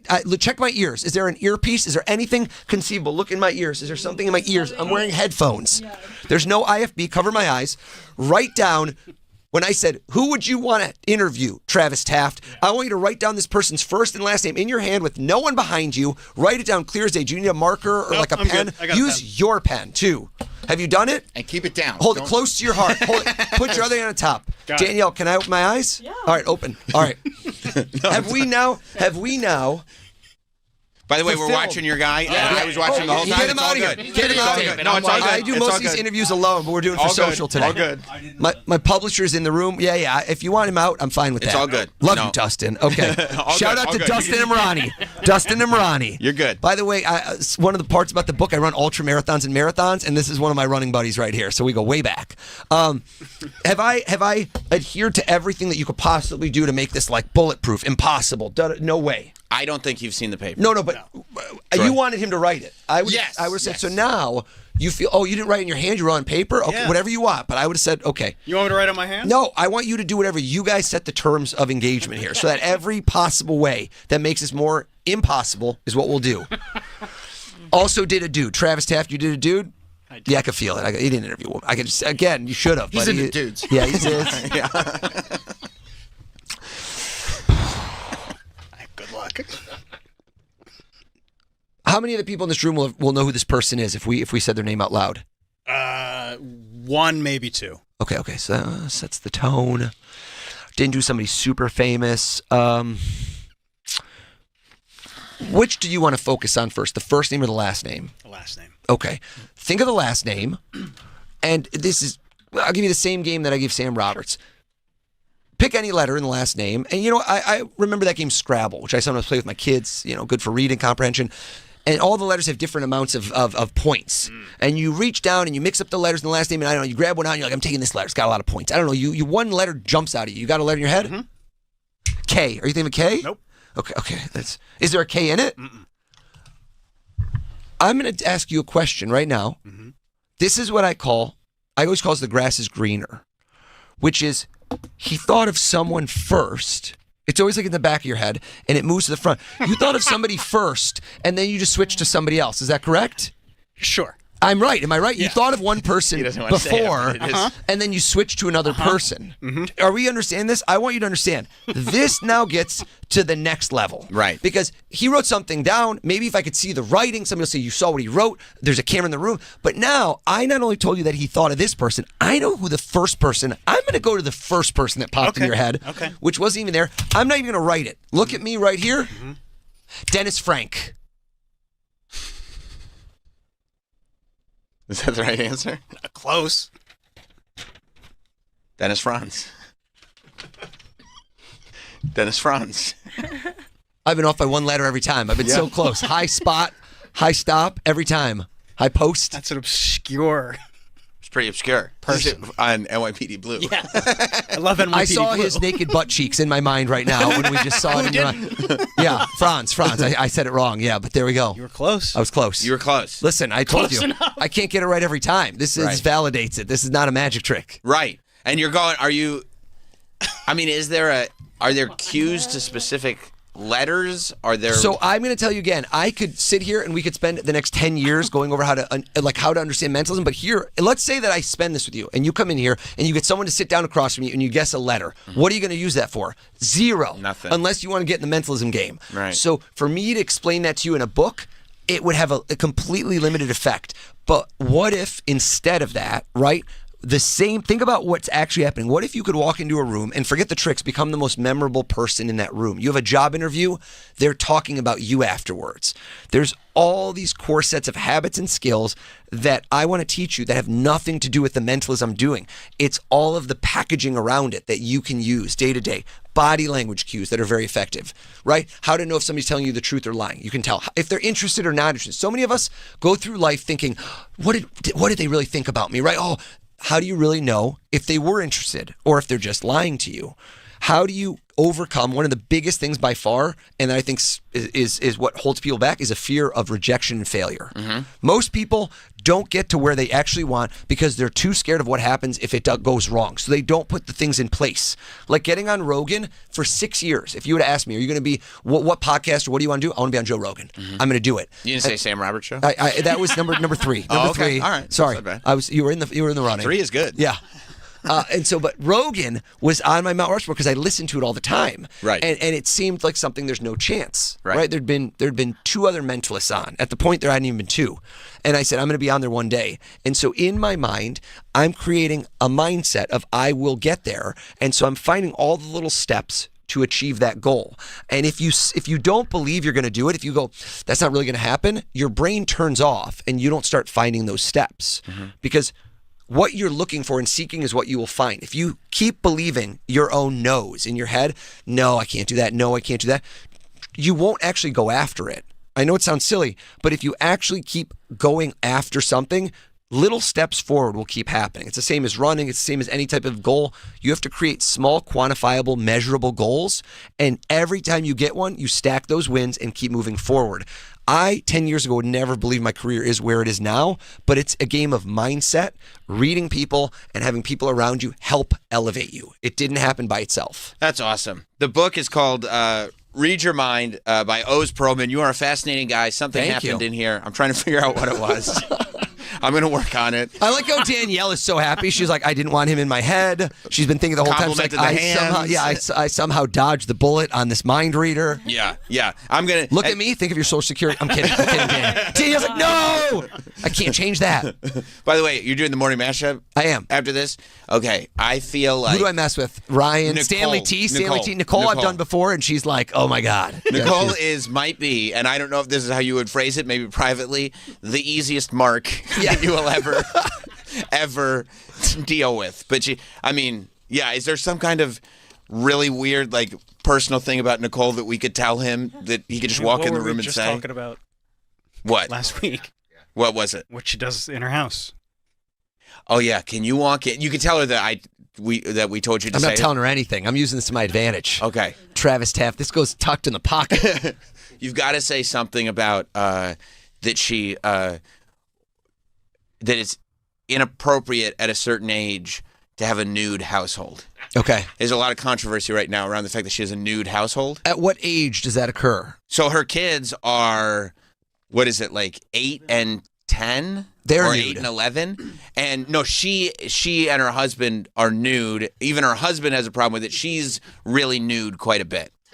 And it's getting to the point where the children, especially like the boy, are like, at a certain age, you can't just be running around the house naked all the time. That's fascinating. Yeah, I've been curious about when that is as a father of 5. Right. And I have 2 boys, 3 girls. Now, again, I think it's around the boys. You still got the whole, like, you're probably going to be naked around the boys until a certain age that's older because I think as long as parts match. Yeah, parts match. That's what you're looking for. Yeah, exactly. And right. I have one of my sons does not like being nude around anybody. Like I've made the cut, but anyone else is like persona non grata. But my other son likes to be nude around everybody in all walks of life. He is perfectly comfortable anywhere. I'm like, no. We used to call them sneaky pees when we have to pee somewhere outside. Now he thinks that everywhere should be a sneaky pee. I'm like, no, bro. There's a toilet in that gas station. I've already made sure the door is unlocked. You do not need to go outside to pee.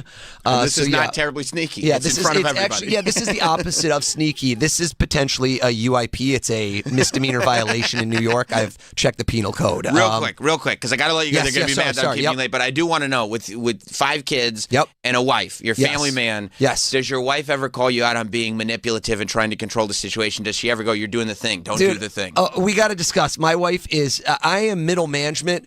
She is the senior leader of all this. She is the vision, the brains. My friend Dustin none of this would happen without my wife. That's Huge excellent. shout out to my wife, but no, none of my tricks work on her.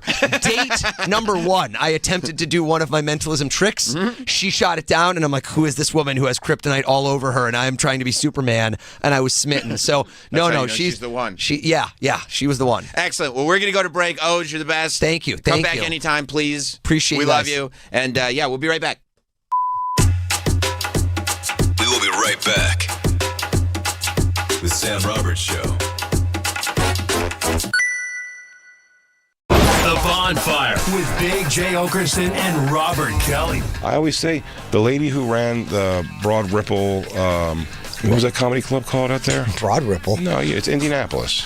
I forget the name of it. Ripple? You tour, Bobby. You've never been to Crackers Comedy Club? How do you not remember food? It's like if they named the club Pizza and Fries. The Bonfire. Weeknights at 5 p.m. Eastern on Faction Talk or anytime on the SiriusXM app. The Morbid Podcast Network is on the SiriusXM app. Spoiler alert. It's a spooky situation. Find everything from dark, funny true crime stories Next stop, the creepy trail. to horror movie deep dives From Texas Chainsaw 2006 to Freddy vs. Jason. and spine-tingling supernatural tales. This week's headline, Buried Alive. Plus, get ad-free access to new episodes of the pod that started it all. Just search Morbid in the SiriusXM app. This show is sponsored by BetterHelp. BetterHelp therapists have helped over 5 million people worldwide on their mental health journeys. That's millions of stories, millions of journeys, and behind everyone is a therapist who showed up, listened, and helped someone take a step forward. Moments in therapy, like the right question, a safe space to cry, or a small win, can change lives. This World Mental Health Day, BetterHelp is honoring those connections and the therapists who make them possible, while showing how easy it is to get guidance from a licensed therapist online with BetterHelp. BetterHelp therapists work according to a strict code of conduct and are fully licensed in the U.S. This World Mental Health Day, we're celebrating the therapists who have helped millions of people take a step forward. If you're ready to find the right therapist for you, BetterHelp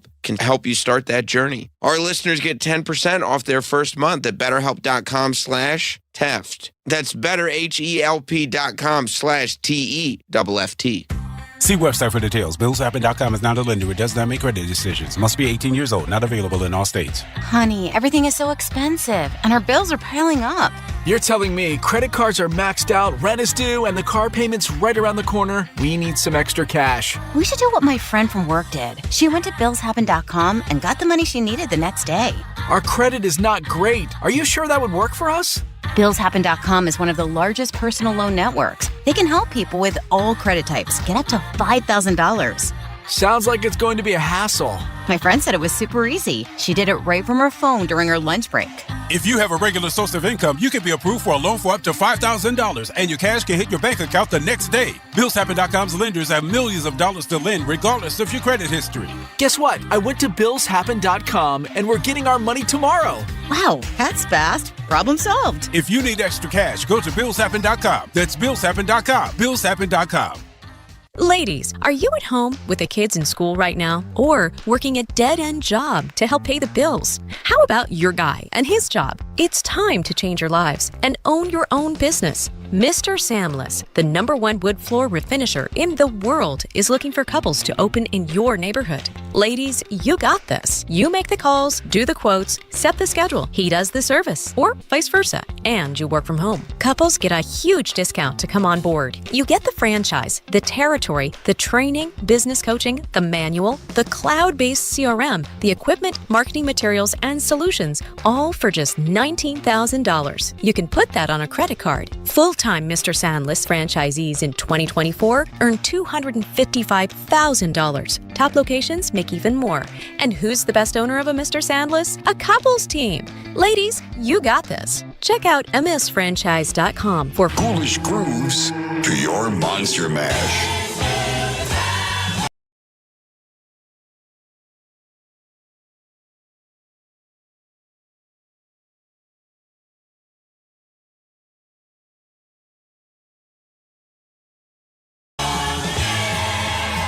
With the ultimate Halloween party mix. People worldwide with their mental health journeys. That's millions of stories and millions of journeys. And behind every one is a therapist who showed up, listened, and helped someone take a step forward. Moments in therapy can change lives, like the right question, a safe space to cry, or a small win. And this World Mental Health Day, BetterHelp is honoring those connections and the therapists who make them possible. It's so easy to get guidance from a licensed therapist online with BetterHelp. BetterHelp therapists work according to a strict code of conduct and are fully licensed in the U.S. This World Mental Health Day, we're celebrating therapists who have helped millions of people take that step forward. If you're ready to find the right therapist for you, BetterHelp can help you get started on your journey. Our listeners get 10% off their first month by going to BetterHelp.com/Bennington.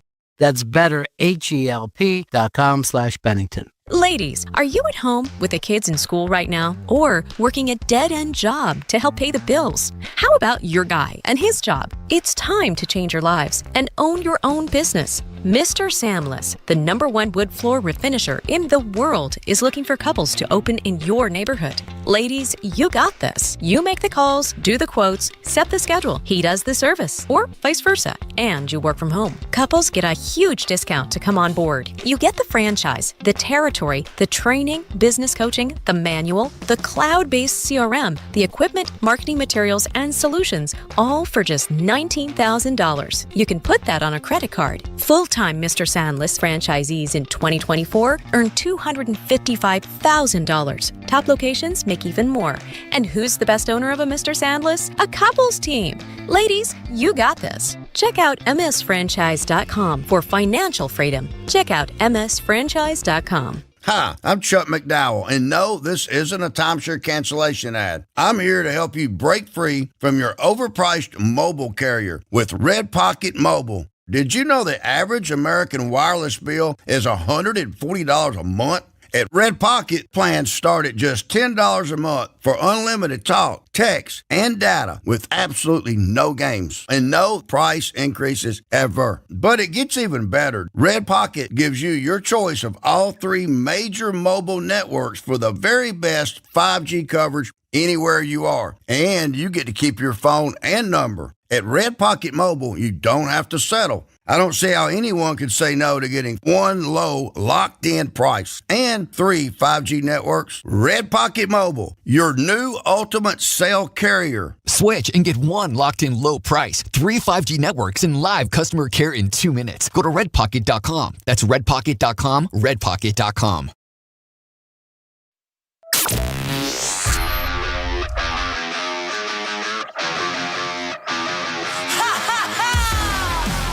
We're back with Sam Roberts Show. It's that folding card. But no, you don't like that, and I saw how uncomfortable you were during the entire Because I'm watching. Because I'm trying. Because like, there's a couple of things, right? Like, because I do watch a lot of his videos because I find him to be very good at what he does. Yeah, extremely good. I find him to be very engaging. I find him to be very entertaining. Oz Perlman, I'm talking about. I find his ability to utilize his skill in any room that he's in to be very, very good. I think he's great. But I also, I like to solve the tricks. I'm not one of these guys, just let the magic be the magic. Like, no. Like, you don't like to give in. Well, I don't like to give in, but also I would like to give you credit for the trick. And I can't give you credit for the trick if I don't know how you're doing it. You know what I mean? I don't think, for me, knowing the trick doesn't ruin it. It makes it better. That's just how I'm wired. Some people prefer to just like live in a world of unicorns, and that's fine too if they like unicorns. But like, I like knowing the trick. And so I'm trying to figure out the trick. And even like, I've watched him on other shows, the way he talks fast, using more words than he has to, speaking with his hands. I go, this is all deliberate. This is all part of the trick. But he wasn't doing it as much in here. Like I like analyze the way he'll like talk to people and do interviews and stuff like that. But everything he does is deliberate. Right. Which is good. I mean, he's not hiding that. Which is why I was watching what he was doing in here and everything. And like, yeah, when he got, because the inside joke that he got was high spot and he wrote high post. Close enough. Which is what the fuck? Way, like I have no idea. Clearly there's a process in the letters but I have no idea. You still have to guess the words. Yeah, it's too close to be like, you didn't get, like, it's... No. I've literally never even... You guys wouldn't get to guess that. He got his last name, too. And he got his what? completely last name. Yeah. And that's a weird last name. Yeah. You got the letter right first, like M. I mean, the look on your face. Like, fuck. Like, yeah, what? Go back later, watch that video. And watch the look? Because I'm the one, I mean, there's a possessive apostrophe. I'm the one in control here. I'm the one in control here. When he's here. Nope. He's like, no, G. No, this is the Oz Perlman show. Yeah. He's like, just think of something. I go, fine, I'll think of something, but that's no big deal. He made you close your eyes. I know. And I did. I did. I participated. Yeah, which you should. I mean, you can't. You can't not. No, you can't get me. No, and I refuse to play. No, thank you. Do you think that there is maybe some sort of sorcery? It's wild. Do you think demons may be afoot? I don't know. I Possible? mean, I said you off the air. I wonder if he asked you the questions and you covered your eyes. I wonder if he could do it. And I covered my eyes? You covered your eyes so he can't see how your eyes are reacting. Like maybe there's a way my eyes react. And by the way, but even if that is the thing, like that's an amazing skill. It's no, even the way it is incredible. Right. But I'm just trying to figure out, like, is he reading your eyes Like, somehow? where's it coming from? Yeah. How? It's What not in like his eyes would say are- stump? Yeah, I was just gonna say. Well, because when he was asking him questions, Sam was reacting. There was little reactions in but his there's eyes. so many words. I know, but that's what I'm saying. Maybe he's so in tune with what people do. I mean, and at one point, Oh, like he looked 3 times that way. It must be Spot. At one point, I answered him. I can't explain. I don't know. I don't know if you guys picked it. At one point, I answered him with my mouth agape on purpose. I was like, And I wonder if you could go back and do it again if he asked you the questions, because you came to the answer so quick that there's only 4 letters. What if you paused for like a really long time? Right. Because I know the trick now. Just trying to. Hey, can you do it again? Oh, yeah, well, okay. Let me think of another friend. That's crazy. Yeah, you got me. Yeah. It's wild. It's wild to see it happen like here in front of you. That's the thing. Was he just a mind reader? No, he says he's specifically not a mind reader. Oh. He says mind readers don't exist. And there was no sorcery. He says no sorcery. He says no sorcery. But Danielle did ask, I mean, and this is a question that would rank right up there with the, like, how often do you shave your head question from yesterday. Danielle did just ask right before we came back on the air, does this mean he knows all of our secrets? Is that like no, far it's off? a legitimate Like, question. It is. Yeah. It is a legitimate question. Hey, give me my secrets back. Hey, I didn't tell you could have those. Get out of my head. Yeah. That's why they say secrets are no fun. That's right, because He took that personally. Oz Perlman knows them all. You don't think that if you were hiding something, he could just know? Well, I think there's something going on, right? Because right before the show, here's how it all went down, okay? I'll walk you through it. I go to the bathroom. Nice. Okay? Let's talk about that. It was a number 1. Strong? Oh, they're always strong. You know, really, like it echoed off the walls. Wash your hands? No. Do you take Stella's pup quiz? Yes. QR code, the whole deal. And then I saw him, and we walked back together. Right. But because I am, like, guards up, an uncontrollably awkward person, and also my guards up, I didn't say a word to him or acknowledge that he was coming back to do my show. Oh, you didn't even tell him, like, No. I'm the Sam Roberts you're about to talk to? No, when I walked in, I held the door, and we had not said one word to each other, and I don't think he didn't know it was me. So to his knowledge, he was just walking back with some dude. Correct. Okay. And he was talking to, like, the lady doing talent or whatever. Isabella, yeah. About his book. Mm-hmm. Like, I wasn't even part of the conversation. Okay. And then we got in, and he did ask us before we got on the air to, like, he told me to write down on my phone the name, like, similar questions. Not exactly the same, but it was, like, really quick. No, It was of the dude you're friends with. Yeah, that was the Right. same questions. Okay, so same Yeah. questions. Yeah. And he said, but, like, he said, put it in my notes. Yeah. And then, like, he was across the room, and I was in the corner. So I was looking. He wasn't looking at me, and his guy wasn't looking at me. His guy's a publicist. Yeah, he's not even not like- a magician's assistant. And then he said delete it. And he said start deleting it. Yeah, like an Etch-a-Sketch. Right. So even if he glanced at the phone, before he would have had the opportunity to glance at the phone without us noticing, I had already deleted the phrase. So unless he's like staring at me and watching where my thumbs are going on the keyboard, Which is just such an incredible leap to just try to figure it out. right? And then because then he said, "You Google the name." He said, like he's literally over there. He goes, "Just Google the name of somebody you want to interview." And then he went and sat down. But like you're Googling as he goes and sits down. I was finishing it up as he was. As he And then was I sitting started talking to him. That's why the music was loud. While I'll you show were, you. It's still up there. while you were still Googling, I had already started talking to him. So it's like, I don't know. I mean, the cynic in me goes, he needs you to type it so that he can watch what you're typing. But then the mentalist would go, he just needs you to write and type this stuff so it's in your head somehow. Because like he said, there's a thing about repetition. So I don't, Man, I don't know. I'm telling you, you fucked me up. Because before he came back around the table, I wrote High Spot and then deleted it. Right, because he came around, yeah. Yeah. But that had nothing to do with anything. Do you think the thing needs to be written down? Well, he asked us to write it down before the show started. That's what I mean. Like, if he were to just ask you, like, oh, what's your secret? If you wrote down the secret, then he would know. So you're a little concerned about him knowing your secrets. What secret? What are you hiding? Yeah. If he Why you got asked- so many secrets? No, This is giving me vibes of that song, The Freshman. Why don't you just come clean? Yeah, What's what the are problem? what are the secrets? It would Do make you you have all feel your secrets better. written down in a notes app? Yeah, we know she does. Actually- we actually know she No, does. we know that she has her gripes or whatever. gripes. Yeah. Her totally No, I'm bothered. just- You're her totally bothered. Oh, true. But I'm just saying, like, secrets, like, stuff that, like, only one person would know because they don't say them. This dude would then probably know. Because it seems as though he can get anything. Right? I mean, I guess. I don't know if he could get he got a thing. Oh. But, like, my friend's he's like a cop. You know what I mean? Like, he's not even in this world at all. And I never talk about him. It's wild. And I've never on the air said the inside joke because it's so nerdy. And it's not funny. Yeah, why would you say an inside joke about somebody that none of us know? Right, and it's not even funny. Like to go back and be like, well, here's how it came about. And it's like, that's not a funny story.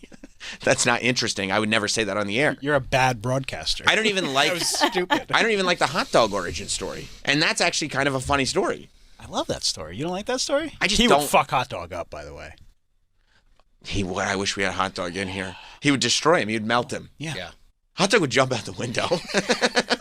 He would destroy him. He would kill him. Yeah. You think he'd kill a hot dog? Yeah. I think he's going to kill Nicole. And he's not. Don't switch over to the matchup because they're pre-taping their bullshit. So it's not live. So, you know. You're not missing anything. Yeah, you'll catch it on the app in 2 weeks or something like that. But you'll see pictures. They'll all be smiling. Look who's in this morning. You'll be like, it's not this morning that he was in. But they told me. They said they're pre-taping the others. Yeah, they're sleeping. Yeah, exactly. But, yeah. 866-969-1969. Scott in Wisconsin. What's up, Scott? Yeah, I definitely think Danielle's got dead bodies hidden. That's why she's a vegetarian, For because rotting sure. mean For sure. like She's sitting makes there- her disgusted. I can There's see- something going on with that girl. I can see O's going like, you wrote something. Do you have receipts for the chemical compound lye? For lye? Do you have lye that you're burying something with? Yeah, he was on Rogan, though, but he did say he 100% like reads your eyes, how you look up, how many times you count, stuff like that. Yeah, but So that's see- how he determines a lot of it. It's a lot of the gestures. The real sorcery, though, is I don't know if he's lying. Like, I think he might be lying when he says all that stuff. You know what I mean? 'Cause magicians... Thank you, Scott. And by the way, like, I love magic. Sleight of hand is the greatest shit that's ever existed. If I won the lottery and then got fired from broadcasting, I would spend my days learning sleight of hand. I love sleight of hand. For crime? It would be at first for entertainment, but I doubt that I could stop myself from doing it for crime. Like when I saw David Blaine take George W. I am a lot of heavy with the George W. Bush references today, I realize. You watching a lot of stuff from the late 90s, early 2000s? I mean, that's my life. But did you ever see the clip of David Blaine taking W's watch? No, He took I the don't president's think watch I off have. his wrist with Secret Service in the room. That's awesome. Like, he's just like, oh, it's so nice to meet you. Oh, let me give you this back. And it's like, yeah, if I had that kind of power. You do it. You do crime. I would take everyone's watches and they would not get them back. Yeah, for sure. Dude. Yeah, that was a wild thing. It's so great for O's. Like, because I'm very skeptical. But I feel Nicole like, just texted me, what did O's do with Sam? I'm going to say fucked him up real good. yeah. I mean, yeah. I'm Because, like, I'm very skeptical. And the fact that he could go into any room and have that same kind of, like, what the fuck reaction, that's a very impressive skill set. It's, yeah. So he doesn't like being called a mind reader? He says he's not a mind reader. He says mind reading doesn't exist. Does it? You're insistent that the real trick is that he's a legitimate mind reader. I don't get how he can get stumped from your eyes. So he must be in your brain. He's inside my brain. He's inside my brain, man. Yeah, look at this. Look at this clip of David Blaine, okay? I love David Blaine. I love David Blaine and Oz. Those are my two guys. Chris Angel? Here's the moves that I'm going to teach it to you as I do it. Absolutely not. See how I switch just like that? See how I do that switch? Hold it tight so I can, good, like that. Now I have the club, hold on. Without looking, what would you bet on? If you were to guess without looking, would you bet the club was on the top or bottom? The club was on the top. Would you be impressed if the club was on bottom, spade was on top? Because you were holding tight both times. Yeah. I would be very impressed. See, but with those guys, they couldn't even remember where the club or spade was. See all the talking? It's part of the trick. Way to get them. Yeah. That's why I came up with this. Just turn. Yeah. Okay, now look at W's watch, okay? Wow. Here, hold this one here, this one here. Watch this. Tight. Say, tight. Say a number from 1. Well, think of a number from 1 to 20. Yeah, got it. 17? Bro. Here, I got a present for you. Was it 17? Right, it was 17. Yeah. I have a present for Mr. President. It's Oh, God. He took my watch off. But did you see, if you were like, and I've watched this clip, I cannot tell you how many times I've watched David Blaine steal W's watch. I mean, dozens and dozens of times. I love this video. But if you pay attention, there's a moment that while he's shaking his wrist, he hesitates, and he hesitates in his speech. Mm-hmm. But if you watch when he hesitates in his speech, his thumb is having a little bit of trouble with the latch on the watch. Mm-hmm. So that's why he's hesitating, to give himself an extra second to unlatch the watch. But you would never know it. You'd never know it until you've watched it 15 times. Feels illegal. It would be illegal if you left with the watch. It would definitely, you couldn't go to the police and say, you don't understand, I'm a sleight of hand artist. I now get to keep the watch. And he knew the W was an easy target. He was the president at the time. Yeah, but he's like, 17. W does strike me as somebody who loves magic. Yeah. And take that for what it's worth. Corey in Minnesota. What's up, Corey? Hey, what's up, everybody? Thanks for having me on. So I'm obsessed with this Oz guy. I've been following him for a while. I went down all the YouTube rabbit holes on how this guy does this thing. So I missed the segment on the show, but I just tuned in and heard you guys talking about it. And I got to ask, when you write down the answers before the show, is it on like a piece of paper that he provides or a notepad? It's on my phone, dude. You? It's on my phone. So there was no way he could have saw it? No. And I deleted it before he was anywhere near me again. Okay, well, he's better than I thought, but yeah, he's 100%. He's not picking up on social cues. There is a trick to it. I guarantee there's a trick to it. It's not that you're looking up or down. Right. Anyways, thanks for taking my call. I appreciate it, Corey. I love that you're on the case. I also love. Stump. I guarantee that I know how he's not doing it. Well, how is he doing it? I haven't gotten there yet. Benny in Illinois. What's up, Benny?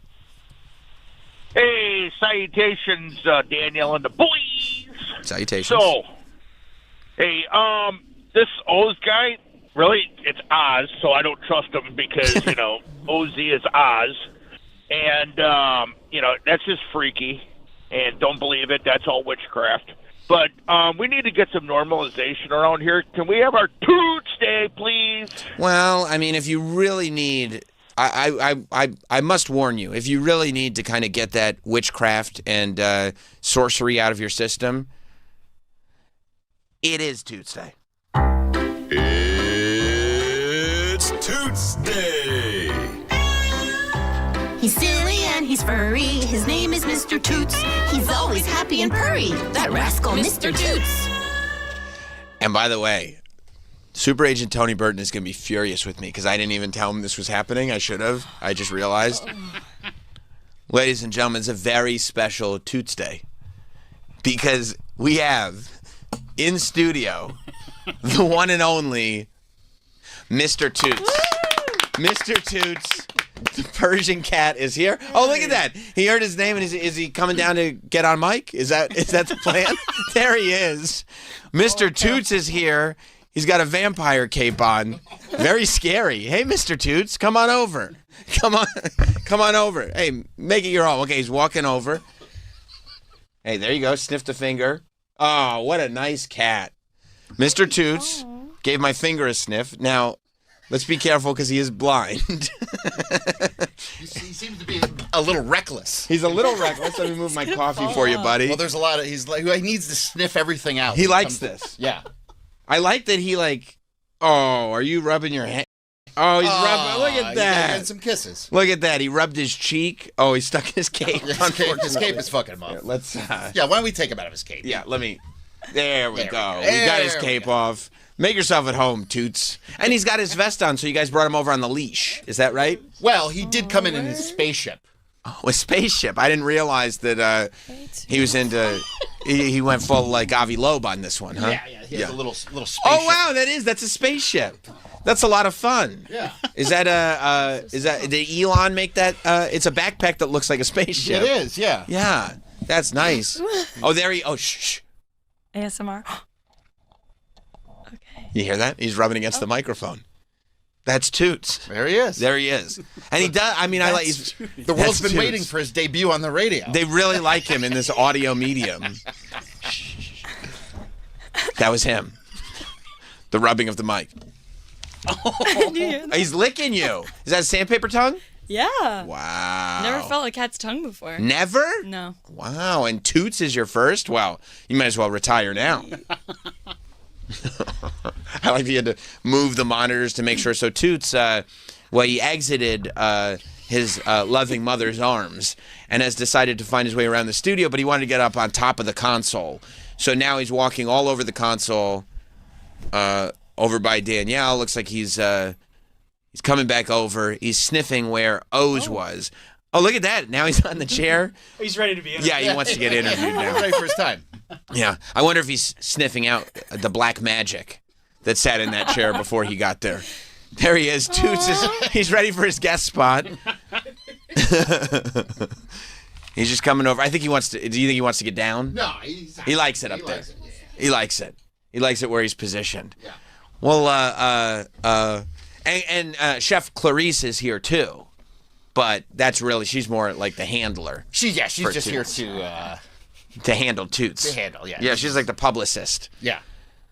Now Toots, it looks like is trying to get Clarice is trying to take his photo, but Toots is avoiding the photo. There's so much to sniff out. Right. Is he coming over here? Hey, bud. Hey, there we go. There we go. Well, I moved the coffee so you wouldn't have to deal with it. Look at that. That's very. You know what? I'll tell you about Toots. Very agile. Yeah. Very agile. Very limber. You know, he's able to get into very tight spaces and balance. There's just a lot of new odors in here he's enjoying. He loves odors. Yeah, he does. Well, correct me if I'm wrong. You can't see for shit. Well, yeah. So you're gonna love smells in that case. Yeah. When one sense doesn't work as well, the others pick up. Right. What are we trying to do there, Clarice? Are we trying to position him? Mom. So slippery. Sit. It's not working. Oh, how's that? Did you get it? Yeah. Oh, that's great. So Toots, I mean, how has he reacted to his newfound fame now that he's kind of a celebrity cat from the decoration? It is on. Is it on? Hello. There it is. Oh, hi. There it is. Yeah. Okay, well, we'll see how long it stays on. Toots is walking on the mixer now.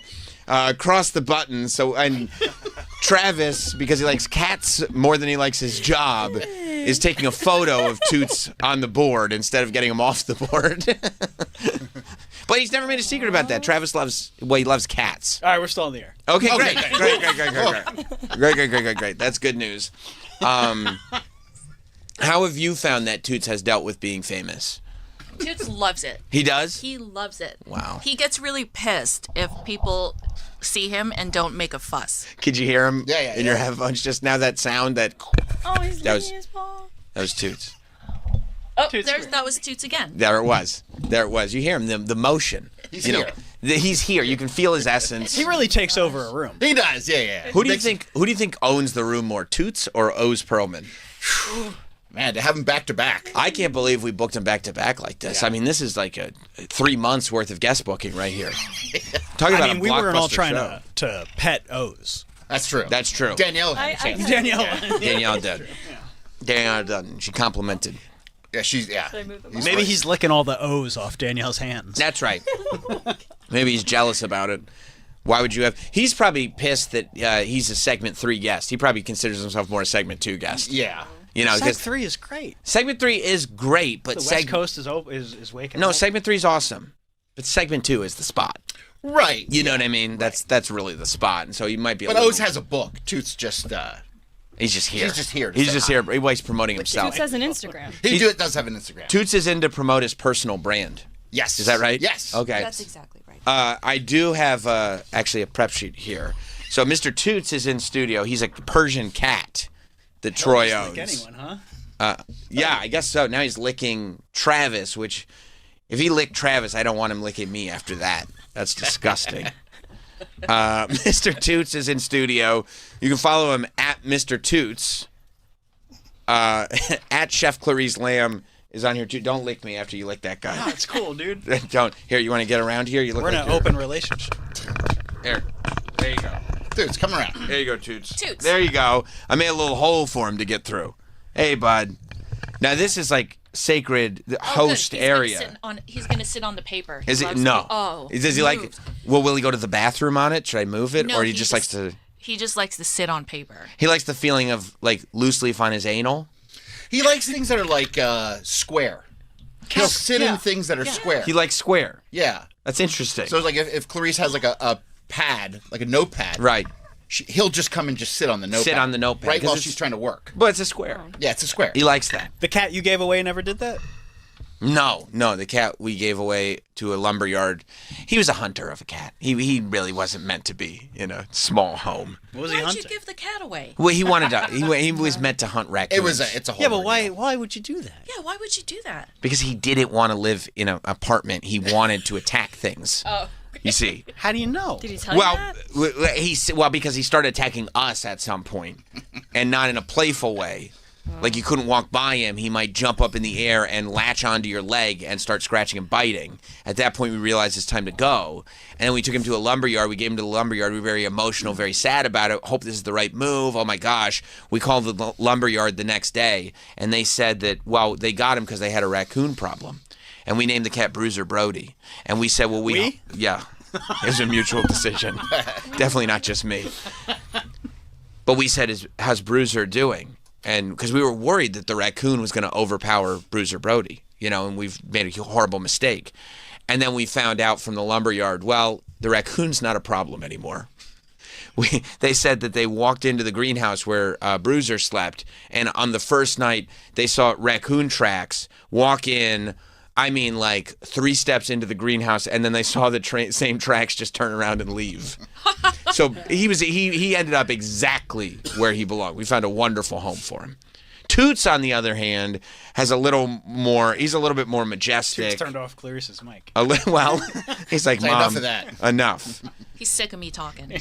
He's a little bit more majestic, a little bit more regal. He turned it off again. Okay, Toots. He's tired. Stop turning the mics off, Toots. He's like, I just hear her yapping. All the time. I get no reprieve. This lady, I'm shitting all over the floor. She doesn't get it. It's her. Shut the fuck up. He's been good, though. He hasn't shit on the floor in New York, right? He never shits on the floor in New York, only in Florida. He likes to shit on the floor in Florida? Well, we think we cracked the code, I think, on that. Well, she cracked the code. Did he just jump from the desk to your chair? Yeah, they'll do that. That's pretty impressive. You think? I think so. For Toots? Yeah, I think so. A lot of people don't know this. Now, by the way, this is, I don't know why this is on the prep sheet. Last week, Clarice celebrated the 1-year anniversary of her James Beard nominated book, Breaking Bow, which is fantastic. But this is not your segment. Oh, I'm sorry. You know what I mean? Like, it's like Sam, we can still celebrate. Well, yeah, but it's kind of like, she really is trying to make it about herself, and it's more of a Toots segment, right? Yeah. You know what I'm saying, right, Troy? Yes, It's a little... Like, it's great she has a James Beard nominated book. Like, cool. It's incredible. But... come back in and, have your own segment if you want, but like... Let's talk about the cat. Right. It's a little The cat is in the book. No? Well, I did bring you guys treats, though. Oh, okay. Now we're talking. Never mind that. Never mind. A lot of people don't know that one of the reasons that I found that very impressive, what Toots just did acrobatically, is because Mr. Toots is 9.5 years old. Although his exact age is uncertain due to not having accurate records of his birth date. Which I'm glad was clarified, because when I said his exact age is uncertain, the follow-up question would, of course, be, well, why not? And the answer is accurate records of his birth date are not available. Yeah, you need a birth certificate. Yes. It's on. They're on. So we just assume 9.5. We just assume 9.5. Because Well, they cut off one of his paws and counted the rings. No, you're not supposed to do that. Well, otherwise, And you're that's never going for to find trees. it. Well, you're not going to know otherwise. You wouldn't know. You wouldn't have any idea. Clarice, how long have you had him? 12 years. 9.5 years. Okay, so all right, yeah, no, Was he a kitten when you got him? Yes. Well, there you go. Okay, that's a pretty good. That's actually a great clue. No, I've had him since 2017. Right. That's not 9.5. No, it is not. I think I guessed that he was 1 when I got him. Okay, but he seemed youthful. Did he seem exuberant? Yes, and he was so tiny. He was much smaller than he is now. He looked much smaller, and he was very scraggly. Oh, where did you get him? I got him on Pet Finder. Nice. Yeah, What a adopted steal. him. Yeah, I know, right? I looked for 1.5 years on Pet Finder because I specifically wanted a smushy face cat, and those are fancy, so And that they're took they're hard to find. And that took 1.5 years. Yeah, before I saw a smushy face cat that I liked. Well, I mean, you know what? It was good that you did the research because Yeah. you picked the right one. Yeah, that's exactly right. A lot of people don't know this, but when either Troy or Clarice wake up, Toots is always at the foot of the bed screaming to hurry up and give him fresh kibble. He doesn't like when there is mushy kibble in the bowl from last night's dinner. He hates that. Yeah, I've heard. He hates that. I've heard that, Toots, look at you responding to your name. That's a good cat. I said Toots, and he turned around and looked right at me. Oh, is he coming over? Yeah, he's coming over. Tootsie.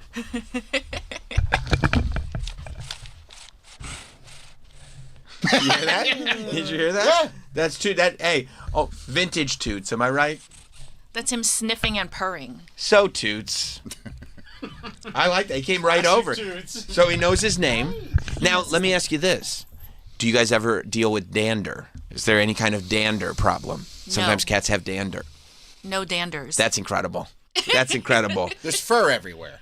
There's furs. That's tough. Furs are tough. Boogers. He likes to share his Oh, boogers yeah. everywhere. Does he pick or? He's very snotty. I pick. You pick his boogers out. I pick his boogers all day, every day. And he'll allow you to do that. Does he ever get mean? Does he ever show his claws or go? No, or anything he's like never that? mean. Never. Never. No. You never hear that. Nope. And I Wow. have Even when this- you're picking his boogers, he doesn't go like this. No, he just sits there and shows his snaggle. Wait, he's got a snaggle tooth? Yeah. I see. He lifts one side of his lip up. And that's more of like, this is really annoying. I don't know what to do about it, but. Well, because we do have a booger sucker. Oh, For the cat. I have the booger sucker. You brought the booger sucker, and was that in case during the segment you found a booger? Or do you always travel with it?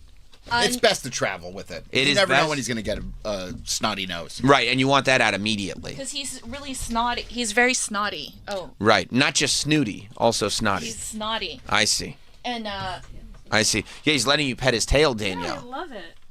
Really so find this thing. It's a very friendly cat. Yeah.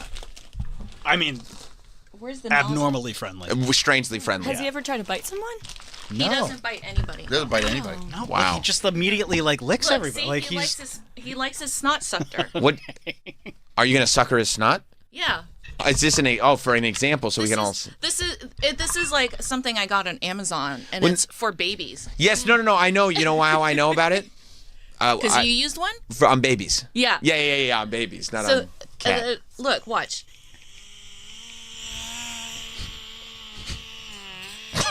He doesn't like Well, that. he doesn't have any snot right now, so there's nothing to suck there. Right. It looked like, was he batting you with his paw, or did Yeah. the nails ever come out? Nails don't ever come out. Never. He just bats. He bats. Yeah. But he hasn't been declawed. No. You should never declaw. No, I agree. But he just bats. He just bats. I mean, what a peaceful cat. He doesn't know the strength that he's got. He's a friendly cat. He really is a friendly cat, like Heathcliff. Well, yeah. You know, yeah. Heathcliff. You mean Heathcliff? Heathcliff. Heathcliff? Yeah, Heathcliff. You remember? Hi, come here. Heathcliff. No one should terrify the neighborhood. Remember that guy? I don't know. You don't know Heathcliff? I know Garfield. Garfield, he was also a peaceful cat. Yeah. He enjoyed lasagna. Heathcliff was a little more mischievous. He was a junkyard cat, Heathcliff. And he hated Mondays. Garfield did. Garfield. Yeah. Well, don't we all? Yes. You know what I mean? I can relate to that. I can see, there's little furs in the air and things like that. Oh, you can see. Yeah, and like when you hold him, you'll get it on your shirt or whatever. Do you ever deal with allergens? No. That's great. No, That's he's great. people. We have family members that are allergic to cats, and they're not allergic to Toots. Really? Yeah. How maybe that's the dander. A lot of people are allergic to the dander. Yeah. But maybe do you bathe him often? No, like twice a year.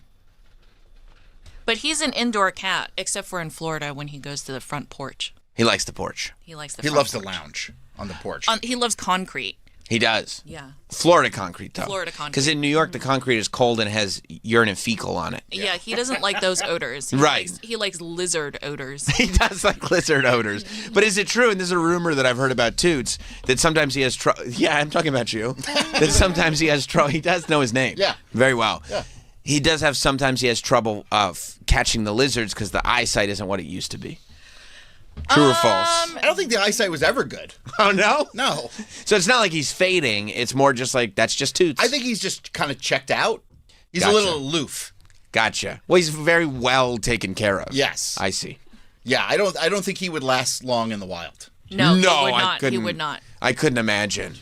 Well, you have to bite and claw. Yeah, like I have to like literally when there's a lizard in Florida, like I have to show him on the wall, like Toots, look at the lizard, and then he'll finally. And once he's locked in, he's locked in. But You know, the thing about, but that's also the thing about Toots is that a lot of people don't know this, but it is believed that Mr. Toots was most likely the runt of the litter due to his delicate size and casual nature, which you will even see that in human beings when they're the youngest of several children. Yeah. And I didn't realize that people do, that is the working theory behind Mr. Toots right now as well.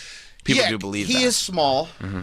He doesn't react in a way to certain things like you think a cat should. Right. Right. You know, like if there's some sort of like a bug or a cockroach in the house or something, like it doesn't even come across his radar that something's happening. Right. Sure. He's honestly willing to share. Yeah, he'll share the house with the cockroach. Yeah, he's just like, where's my fresh kibbles? Sure. He's looking for kibbles. Yeah. Now you had Clarice. You had Mr. Toots as one of your two witnesses for your wedding. That's right. That's exactly right. That had to be massive when you looked out, because I remember when I got married, one of the really joyful things was looking out and seeing all the people in our lives that like we loved and that cared about us. So I can only imagine seeing Toots and the photographer was a similar experience. Well, yeah. Well, I actually only saw Toots. He was the only one sitting in the audience. Was there something satisfying about that? Yeah. Yeah. Yeah. Yeah. And he was just sitting there staring. Right. without a ton of emotion. Yeah. Just like, well, this is where I'm sitting right now. Yeah. Cool. So it's almost like you go like, man, I never would have pictured this is what it would be like. And then you look out into the pews. The pews. And there's Toots just sitting there emotionless. Yeah. That's great. We were happy he was there, though. He brought good vibes. He did? Yeah. Was he in a Hawaiian shirt of any type? He was. Yeah, if you go to my Instagram, it's or Clarice's, it'll be He was, because that was the theme, right? Yes, it was a tropical theme. Tropical Florida theme. A tropical Florida Yeah. theme for you, your husband Troy, and your cat. Yes. Those were the people He's our involved. son. Yeah, your son Toots. Our son Toots. Yes. These were the people involved in the theme. Yes. Yes. Okay. Top right. It was on my Instagram. Well, that is not. There it is. Keep. Oh yeah, right there on the left. Right there with the cross and the church. You know, the one that looks like a wedding. The wedding photo. Yeah. Yeah. There it is. Yeah. What a beautiful scene. What a family. You know? Yeah. And it does feel like, without even guessing, I wonder what state that was in. I would say Florida. Yeah. I don't think you have to exactly be Oz the Mentalist to figure out that photo was taken in Florida. We were mocked actually for our wedding photos. You were? By whom? By Floridians. No. Right? They said that But in a funny way. They said this. They said our wedding looked like what New Yorkers think a Floridian wedding should look like. As a New Yorker, I did assume this is a typical Floridian wedding, so that is accurate. Yeah, it's accurate. Yeah, I could see that. Yeah, there he is. Look. Oh, look at that. Yeah, he's just sitting there. And look at all those seats. Empty seats. Empty seats. Yeah. So it's like, and that had to feel good too, because you have the potential to invite as many people as you want, but you chose to just only have Toots there. That was your choice. Yes. And I like that I like when people make a bold choice and they stick by it. And that's kind of that thing of like, you know what? You know what? You know what I would think if I were looking out and I just saw Toots and many, many, many empty chairs? I'm living life on my terms. That's what I would think. That's exactly what we thought. That's what you thought too? Yeah, and it just keeps down on the headache. Because Toots is going to be cool about whatever. He's cool with whatever. Yeah. Yeah. Yeah. Yeah, no, it was a great wedding. It was simple. It looks great. It was It looks great. I'm glad you found a. I'm glad. Why are you saying it like that? It does look great, and I'm glad you found a church that allowed. Well, I wouldn't say cats plural, but a cat. Oh yeah, Pastor Derek. He didn't care. I was like, "Can I bring the cat?" He's like, "Yeah, of course." Bring the cat. Yeah. Yeah. Yeah. You know, that's great. You love him? Danielle, you're a big fan of Mr. Toots. No, I'm loving this. Yeah. I love giving a massage to animals and seeing how they. He's just so zen right now. A lot of people wonder what Mr. Toots was named after. Well, that's Ice-T's character in Law and Order SVU, Detective Tutuola. Yes, that's correct. Right. That's Now- my favorite character. You like that character? Yeah. Do you like that program or really? Oh, I love that program. Do you ever get frustrated when Detective Tutuola is, well, he's really just in the police station scenes and they don't, because a lot of the show takes place, you know, with the gumshoe work, feet on the ground. And a lot of times Tutuola is back at the station. Do you go like, enough with this Mariska Hargitay? Where's Detective Tutuola? No, because I love her as well. You do? Yes. So you love all the cast, but your Yes. favorite But my favorite is Detective Tutuola. is the namesake. Yes. Yes. Yes. And he's sitting there right now. Toots is over next to me. He's accepting pets. And he's looking at his mom, going, I had no idea that you named me after a stupid Law and Order character. Sam, look at them for a quick photo. I can't believe you did that. I can't believe it. That's so cute. And he's got his eyes shut. He's really enjoying this. Is he enjoying this? He loves it. Yeah. He loves this. Yeah, you could tell he loves the vibe here. He loves the attention. Right. He loves pets. He loves pets. Gentle pets. Right. Yeah. Very relaxing pets. Do you ever like have to worry about company that doesn't know how to treat Toots in a way that is his preference? He's very receptive to energy. Oh. Like when people are kind of manic, he stays away from them. Really? Yes. Yeah. Like if somebody's like crazy energy, he runs away. But if people are calm, they have good energy, he gravitates towards them. I like when animals do this. He gave me a look just a moment ago when I stopped petting him to get back to my radio show. Uh-huh. He gave me a look as if to say like, why? Yeah, what are you doing? What are you doing? We're still operating here. You're still supposed to be petting me, I think. Oh, Travis, you got some good photos. And he's a good I mean, how could I not? He's so photogenic. Look at this one. Oh, that's right up to the camera. That's right up to the camera. Yeah, that's a 0.5. Yeah. Yeah. It's going to be a nice carousel on Mr. Toots on Toots. on Instagram, yeah. Do you feel I've like never seen this show post as many photos as they're about to. They're like, well, I mean, I was hoping for something about the Oz Perlman segment, but it's a lot of cat photos. Do you think that having his own, was that a yawn? Yes. He's not used to morning radio. It's a little early for him. Sure. Yeah. Sure. Does he like to sleep in sometimes? Sometimes. And but I'm sure he'll catch a nap today. He'll catch many naps. Yes, sure. He sleeps all day. He does? All he does is sleep all day, right, Mr. Toots? Where does he sleep in the evening? Above my head. Really? Yes, yeah. Does he ever get frustrated that his dad will leave a bacon strip in the bed? Well, I don't know if we need it. Yeah. You know what a bacon strip is. Well, you've experienced it, I'm sure. I've learned what a bacon strip is. Right. Have you ever Sam, I don't know if that was on the prep sheet. Yeah, I don't see that. I don't think that was prep. I didn't put together the prep sheet. Have you ever, like, maybe after Troy goes to work one day, you're like, oh, let me wash the sheets, and found, like, a surprise that you're like, well, that's not the greatest thing to see in the world? No, because we always do laundry together. Smart. So you'll grab the bottom sheet. Yeah, I'll grab that quick. In a hurry. Yeah, like, I got the bed sheets off. We're good. Let's go. Do you ever look in the hamper and see a pair of, like, underpants with a stain or something where you go, that's not the greatest thing in the world? I try not to look. Right. Yeah, I try not to look. Do you think that your husband, Troy Kwan, do you think that he does a good job of covering his steps when it comes to making in his pants or bed? This is about Toots. I don't know why we're talking about. You wouldn't even let her plug her book. Is this in the book? You said it's about Toots today. Is this in it? Because I would have put at least maybe in the You forward. said, hey, we're here for Toots. Nobody wants to read that in a It's cooking Toots. cookbook. Toot. No, it's Tuts. No, but she's making a reference to Troy's To what anal we're talking activity. about. Yeah. Yeah, we don't need to do that. Yeah. Do you ever call your husband Mr. Toots, like he toots? No, but he's very proud of it. Yeah. Of the fact that he makes in his pants? Troy? No, well, I don't know. Well, he's proud of his farts. He is? I don't know how we got to my Good part for too you. about Well, Mr. I didn't know you were Toots. proud of him like that. Does he will he go, hey, listen to this one type of stuff? No, Or, no. well, what's he, how do you know doesn't do that. how do you know he's proud? Because I start screaming and yelling about the odors. And then what is his response? And then he's like, yep. Oh, he's taking ownership and great pride, a great deal of pride. Yeah. like I created this. Yes. This thing that you're reacting to, I Yeah. created this. So all the times that he's had to deal with flatulence in this studio, not by the hands of myself, but by the hands of others, previous inhabitants, he deserves that. Payback's a bitch, is what you're saying. With the flatulence. He deserves pay. Who Meaning like when somebody farts and it disturbs Troy's nostrils, he does deserve that based on what he's done to your nostrils. I mean, maybe A little bit. what? I don't know how we got here. How did we end up here? Well, I'm just curious because, like, it's married life. You do, because Troy has said that any adult who says that they don't defecate in their pants at least like a couple times a year is a liar. That's what he says. A year in their life, like all adults poop their pants, right? Is that true? Okay. I mean, as a chef, you've come from the world. What was it like? We never talked to you about this. Oh no.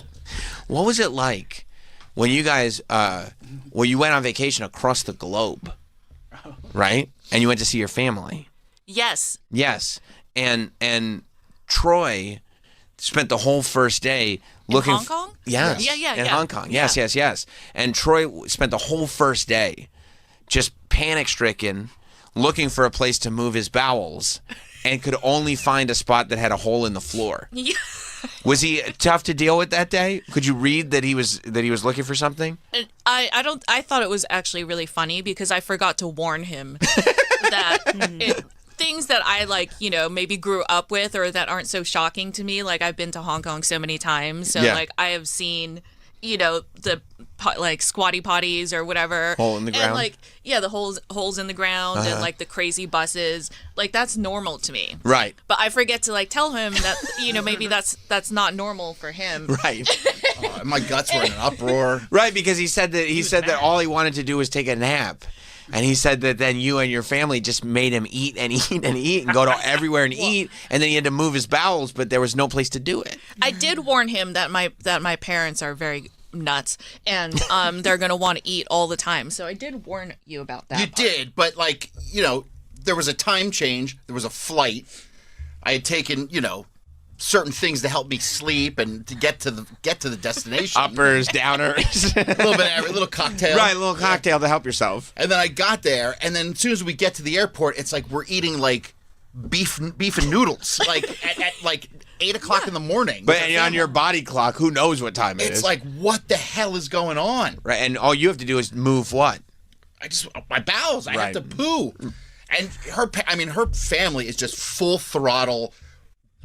Eat here, go here to eat, go here to eat. Well, they don't get to visit so often. They want to see all their favorite spots, right? Yeah, they The also authentic wanted cuisine. to show. They also wanted to show, Troy and my sister's boyfriend a good time, because they were like hosts. So for them, this is like, oh, we're trying to be good hosts to show you our homeland. Right, except they didn't know Troy was very tired and had to go to the bathroom. I wanted to. What? So I went to I found a bathroom at a hotel. Well, yeah, because the first cafe we went to had a squatty potty, and he came upstairs and he was sweating. I'm literally. I'm gonna shit myself. He's like, and just sweating, and he's like, "Baby, you won't believe what's down there." And then I'm like, "Oh yeah, that's normal." And by the way, we get there at 8 o'clock in the morning in Hong Kong at the hotel. Yeah. And we leave the all of our luggage there, but I'm not leaving my backpack with my laptop and everything, and I'm not going to leave that at a hotel. One time, Hot Dog said that, and he left his $10,000 camera in the trunk of an Uber, and the Uber drove away. Exactly. So sometimes it's okay to leave it at the hotel. So I have my backpack filled with shit that I'm carting around. And so is your gut. I was wrecked. Yeah. I mean, I told you to go to the bathroom at the airport. She did tell you that. I didn't have to poo then. I had to poo once we started, we're running around downtown Hong Kong from place to place to eat. These are the conversations I have with my kids. Yeah. I told you to go before we left. I told you it was going to be tough. I can't believe we have to stop. It's the same thing. Sometimes it just creeps up and you're just like, I gotta go. Right. But also sometimes you go, like, as an adult, you do have to, like, really kind of grasp controls of your system. Yeah. You know, I think that's fair. Is he a nerd? Is Troy... I mean, I know Toots is a pretty chill traveler for the most part. Yeah. Is Troy a bit of a nervous traveler? He's gotten way better. When we first started traveling together, he really wanted to get to the airport like 4 hours in advance. 4 hours? Yeah, because he would get very, very paranoid, and he would be like freaking out and super neurotic about missing the flight. So we'd have to get there like 4 hours in advance. And then how do you deal with that? Do you deal with it like... Are you able to separate yourself and be amused watching him lose his mind, or I think it's hilarious. You'd like that? Yeah. You think it's funny? I think it's really funny. I think that's the way to handle it, right? Like it's like, look at this guy, like, and it's almost like, sure, we could get to the airport 4 hours in advance. I'm just gonna watch you lose your mind. Yeah. Like it's entertainment. Yeah, it's hilarious. That's great. Yeah. I love that. That's such a healthy perspective. That's a great way to look at it. And then Troy, when you're sitting there, like, going through your episodes, yeah, as you do, sure.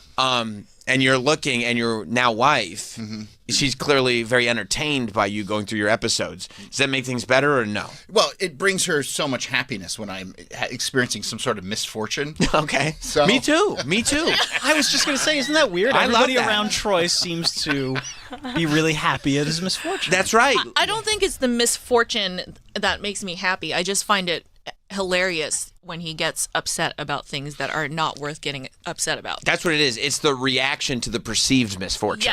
Yes. Because Troy does have this innate ability to... He's pretty sure that the whole world is against him. You know what I mean? Only certain days. Do you think that? So on certain days, sure. When things start to go wrong, he's like, well, of course this is happening. And then he causes the spiral that he blames on, some great universal force. Okay. That is really, I think, just, located centrally inside the same place where the poo is made. The poo. Yeah, the gut. Well, remember when Bob Kelly was in here and his flight was like going to get canceled, and he called Clarice and was just freaking out. Yeah, do you remember that? And she was cracking up. Do you remember that, Clarice, when we were monitoring Troy's flight and convincing him that he was doomed and that he called you and just started shouting at you? I mean, talk about it was 9 o'clock in the morning. He just called you and started shouting at you. And I speak in a loud tone. No, you were shouting and you weren't even making complete sentences. You were so emotional because I think we had convinced you that everything was going to go wrong. Okay, that does that sound? Yeah, that sounds familiar. Right. Yeah. But there was a time where you had called me on the phone. I was talking to you during a commercial break. You were talking about pumping up your bike tire in Florida. Yes. Mm-hmm. And I was talking, and then I came in, and then they thought I was in a fight, and it was yelling at you. Yeah, that's just his tone. He's always screaming. Just pump up the tire. You just have to pump it. It's a bicycle pump. Yeah. Like, what are you fucking? Yeah. So, sometimes my tone is a little. Yeah. Has Troy alerted you to the level of expenditure that's going into some of the media that you guys are consuming, that he may be overpaying for content? I thought this was Toots. What do you? Yeah. What media? Like all the subscriptions? The subscriptions, the cable, ChatGPT, just everything. Like Troy went over his bills of the subscriptions and how much it costs for him to get content. Yeah. And I mean, it was like if you combined what all of us pay, I don't think it's the same amount as what Troy is paying for his cable and subscriptions. Yeah. Well, the ordeal. I know times are tough. Well, no, because he's paying significantly more than any of us. So times are tough, but you're still. They're not so tough that you should pay way more than you should. Spectrum bill. I gotta fix that when I get back down to Florida. I know it's gonna happen around Thanksgiving. Around Thanksgiving, because that's a time where you can count on stores being open. The Spectrum store is always open. It is? No, I mean not on Thanksgiving proper, but right. I'm sure the day before it's going to be open. Wednesday and they before. told me when I called that I have to bring the cable boxes in. How am I going to get the cable boxes if I'm here? That is a solid point, huh? That's an excellent point. Yeah. Do you think he's going to take care of it? I will. I'll mark my words. He will. I think he will take care of it, but I mean, think he pays more in cable than I pay in car insurance. I think he pays more in cable than I pay for mortgage. but I think that he will take care of it, but I think it will come at great effort. I think You don't think it's going to be a smooth transition? I think it will take the entire week. Because I remember canceling cable. It wasn't that hard. No, it wasn't difficult at all. No, that's right. You just heard from somebody nice. What'd you hear from? Mario Bosco. You liked the picture. Oh, of Toots. Okay. Okay. I didn't realize that they were on Sam Roberts SXM. Those have already been posted. I guess I'm finding out through Mario. You know, That's how we do it here. You're a big guest. Yeah. You know what? Travis has never taken a photo of a guest in studio while the interview is happening, except for today. Wow, this is a special. Well, yeah, because they kind of look weird when you're trying to grab like a shot while they're talking and stuff like that. Toots always looks good. And yeah, I mean, he doesn't have a bad angle. There. Yeah, it's perfect. 10 out of Look 10. at him. Look at him sitting there. My whole camera roll is just Toots now. That's a lot. That's a lot. You know, Kramer could have gotten a couple shots of O's. I got one. No, I didn't. Okay, cool. Yeah. I got a photo of you guys after. Hey, we got good video. Yeah, we got the video. We'll get a clip. We'll get This is a video medium. The people That's want to right. see Toots. They don't give a shit about Oz. O's. O's is his For name. you, Mr. Toots. Yeah. Look at this great action shot I got him. Let me see. He's yawning. Yeah. There's a picture of a cat yawning. Oh, that looks great. I love a good yawn shot. No, it's good. Because it could be like, "Rrr." Yeah, no, But you're it's right. not. It's like, meow. You're right.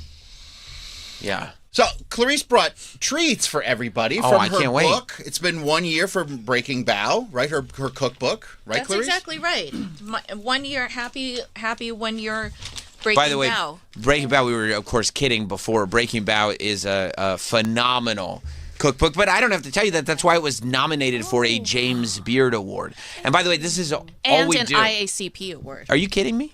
No, That's we're incredible. going to the award ceremony on November 5th. That's unbelievable. Yeah. And by the way, Congratulations. Danielle, that's vegan. Yeah. She make sure Thank that was you vegan. so much. Wow. I labeled this Jess because you don't eat anything. Oh, thank you very much. I appreciate She that. didn't want to make chicken fingers for you. I appreciate that, and she will enjoy it. She will enjoy Thank it. you, Clarice. You're welcome. Yeah, that's Oh, great. Wait, there's 3 names on this. That's amazing. Yeah. That's a bummer for me. Nah, sorry, you got to share. Hopefully this my is wife's for not listening Mike. today. Yeah. Oh, yeah, sure. Look at that. So it's Now, is it for Mike? Did you make like a nice cannoli, maybe a rainbow cookie, maybe something like that? He likes No. Italian dishes. Oh, well, too bad. Well, I don't exclusively eat Italian food. Really? I did not know that. Okay, that's my. You know what, Clarice? That's my mistake. It's corn Pasta and again. scallion focaccia. That's for Danielle, and then for everybody else, I put also pork floss on top, which Nice. is I think a very underrated Chinese ingredient. It's basically like super dehydrated marinated pork, and you just keep stir frying it until it turns into this like cotton candy like texture, and it's very Whoa. delicious. I thought pork floss was that dance the backpack kid did. The thing that you, the dance that you Oh yeah, I can do Troy's the floss. pork flossing. Yeah. She does that. She likes doing that. Yeah. You like the floss? Yeah, That's yeah. good. And That's then very, very there's good. the same crullers that I brought you guys 1 year ago. Those were so That's good. so which is nice. Yin Yang Crullers, which is now Troy's favorite morning beverage because he got to have one in Hong Kong, which is hot milk tea with coffee. And you love that. Love it. Yeah. Love it. Yeah. By the way, I mean, at Troy, you can see he eats well. You know what I mean? Thanks. And enjoys his food. So if you want to, you could just go. Can you get the book on Amazon? You can get the book on Amazon at any of your local bookstores. You can get it online. If you go to my page, there's a link in my bio. And it's called Breaking Bow. Breaking Bow. That's amazing. Everybody should pick it up. Are we becoming is this show really starting to develop a nice buzz in the chef community because of the multiple James Beard nominated people that we have on? Oh, are you talking about Gary He? Yes, Gary He is the other James Beard nominee that we had on. Yes, that's exactly who I'm talking about. Yes. He's a phenomenal talent. How was remember that time that you guys had that flat tire and had to wait forever? Sam, what do you?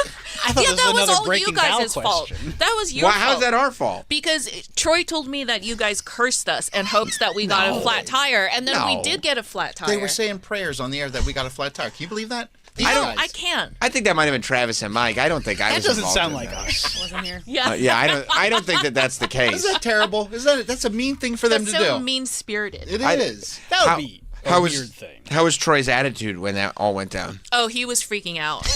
He was totally losing it and screaming at me, and I was just like, I wasn't screaming at you. I mean, I was upset. We're on the side of I-95 with all of our belongings in Richmond, Virginia. Why? Because I had a blowout, a tire blowout. Better than an underpants blowout like you usually have. That's a good point, Sam. At least the car didn't set on fire. Yeah, Exploded. Danielle's that's bus true, set on that's fire true. one day. Oh, I heard about that. Yeah. Sorry. But he was Okay. freaking out and screaming at you? He was? Well, he was not screaming like at me, as in like this is your fault. He Sure. was just screaming in general because he was very upset. Yeah. And then we got in the tow truck, remember? And who loved the tow truck, being in the tow truck? Mr. Toots did the tow truck. He did? Yeah, he did. How did Mr. Toots react to say, he's just looking at me with his eyes closed. That's a weird thing That to means do. he loves you. Oh, Yeah, I love yeah. you too, He Mr. feels Toots. comfortable around I love you very much. How did he feel about sitting on the side of I-95 in Richmond, Virginia for an extended period of time? Well, I don't think he knew the difference because Okay. he's too short to look out the window. So he just sat there in the van. He probably thought it was just a longer trip While than I usual. tried to change a tire. No, You did? No. Troy did not. Troy didn't made no effort. I He jacked didn't even. He I didn't jacked the van up. What is he talking about? I jacked the whole fan up. Well, we know you jacked it up when you were driving. He didn't try to change the No, tire. we just He couldn't. didn't want to. I was like, We couldn't crack the lug nuts. I got we the couldn't. I got That the is van true. up, but we couldn't. And I was like, Yeah. you have to call AAA. Was he sitting in the driver's seat while you tried to change the tire? Or did he at least get out of the van no, he got out of the van. and supervised? Yeah. Yeah, I see. That's not true. That's not true. He did jack it up. Yeah, I'll bet. I'll bet. Hey, and real quick, can she make a quick announcement? Yeah.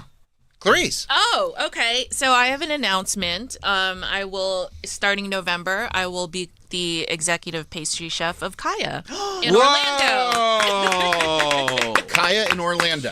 And you're That's going to be the right. executive pastry chef, you said? That is exactly right. That's incredible. Orlando, yes. No, that's in Oh, Orlando. yes. Yeah, it's incredible also in Orlando. Yeah, Yes. also in Orlando. Yes. That's amazing. So you're making a real impact on that city. You know, bringing great pastry chefs. Yeah, I'm trying to better the food scene down there. I honestly didn't know it was possible based on my experience down there. Well, then You talking about Restaurant Row? Yeah, I think Orlando Orlando is my scene as far as restaurants go. It really is. I remember when we met at Hooters. Yes, I do. He remembers it as if it were yesterday. Of course I do. It was a wonderful, wonderful day. Wonderful dining experience. Right. And I like that Troy put it on me to pick a spot because he knew I would pick the right spot, and then he could tell you, I don't know, Sam picked Hooters. But we had a great time, didn't we? Yeah, that was fun. It's a great Hooters. I think that was the first and only time I had ever been to Hooters. I'll have to come back to Orlando. Okay. Yeah. Okay. Because you know what's great about the Hooters in Orlando? It's near the airport, and so you get to see families go in, but the families still have their luggage, which means that the dads decided that they absolutely have to stop at Hooters before they even go to the hotel. And I love that whole vibe. Imagine having to convince your wife and your no. kids, like, no, we have to go here. Kids, you're hungry, right? I get. All right, we better stop. We better stop at the first place we see. Oh, I guess it's Hooters. Oh, here we are. Right. Oh, I missed the exit for the other thing. Oh, Right. yeah. You know what? We'll just stop at this Hooters. I can't turn back. Don't worry. It's delightfully tacky. Yeah. And the wings are delicious. They are delicious. They are. Well, Clarice, we appreciate you coming in. Congratulations on the 1-year anniversary of Breaking Bow. Congratulations on your role coming up as head executive pastry chef at Kaya. At Kaya in Orlando. Congratulations on raising this incredible feline, Mr. Toots. Thank you. And this could be. That's him making all that ruckus. He is. Well, he makes a little bit of a ruckus, doesn't he? He's a rascal. That's the thing about him, and people forget that sometimes because he's so chill. But he is still a rascal, isn't he? He is a rascal. Yeah. You know how I know he's a rascal? From the song as we conclude Toots Day. It's Toots Day. He's silly and he's furry. His name is Mr. Toots. He's always happy and purry. That rascal, Mr. Toots. Thank you, Clarice. Thank you, Troy. Thank you, Mr. Toots. Thank you, Oz Perlman. What a show.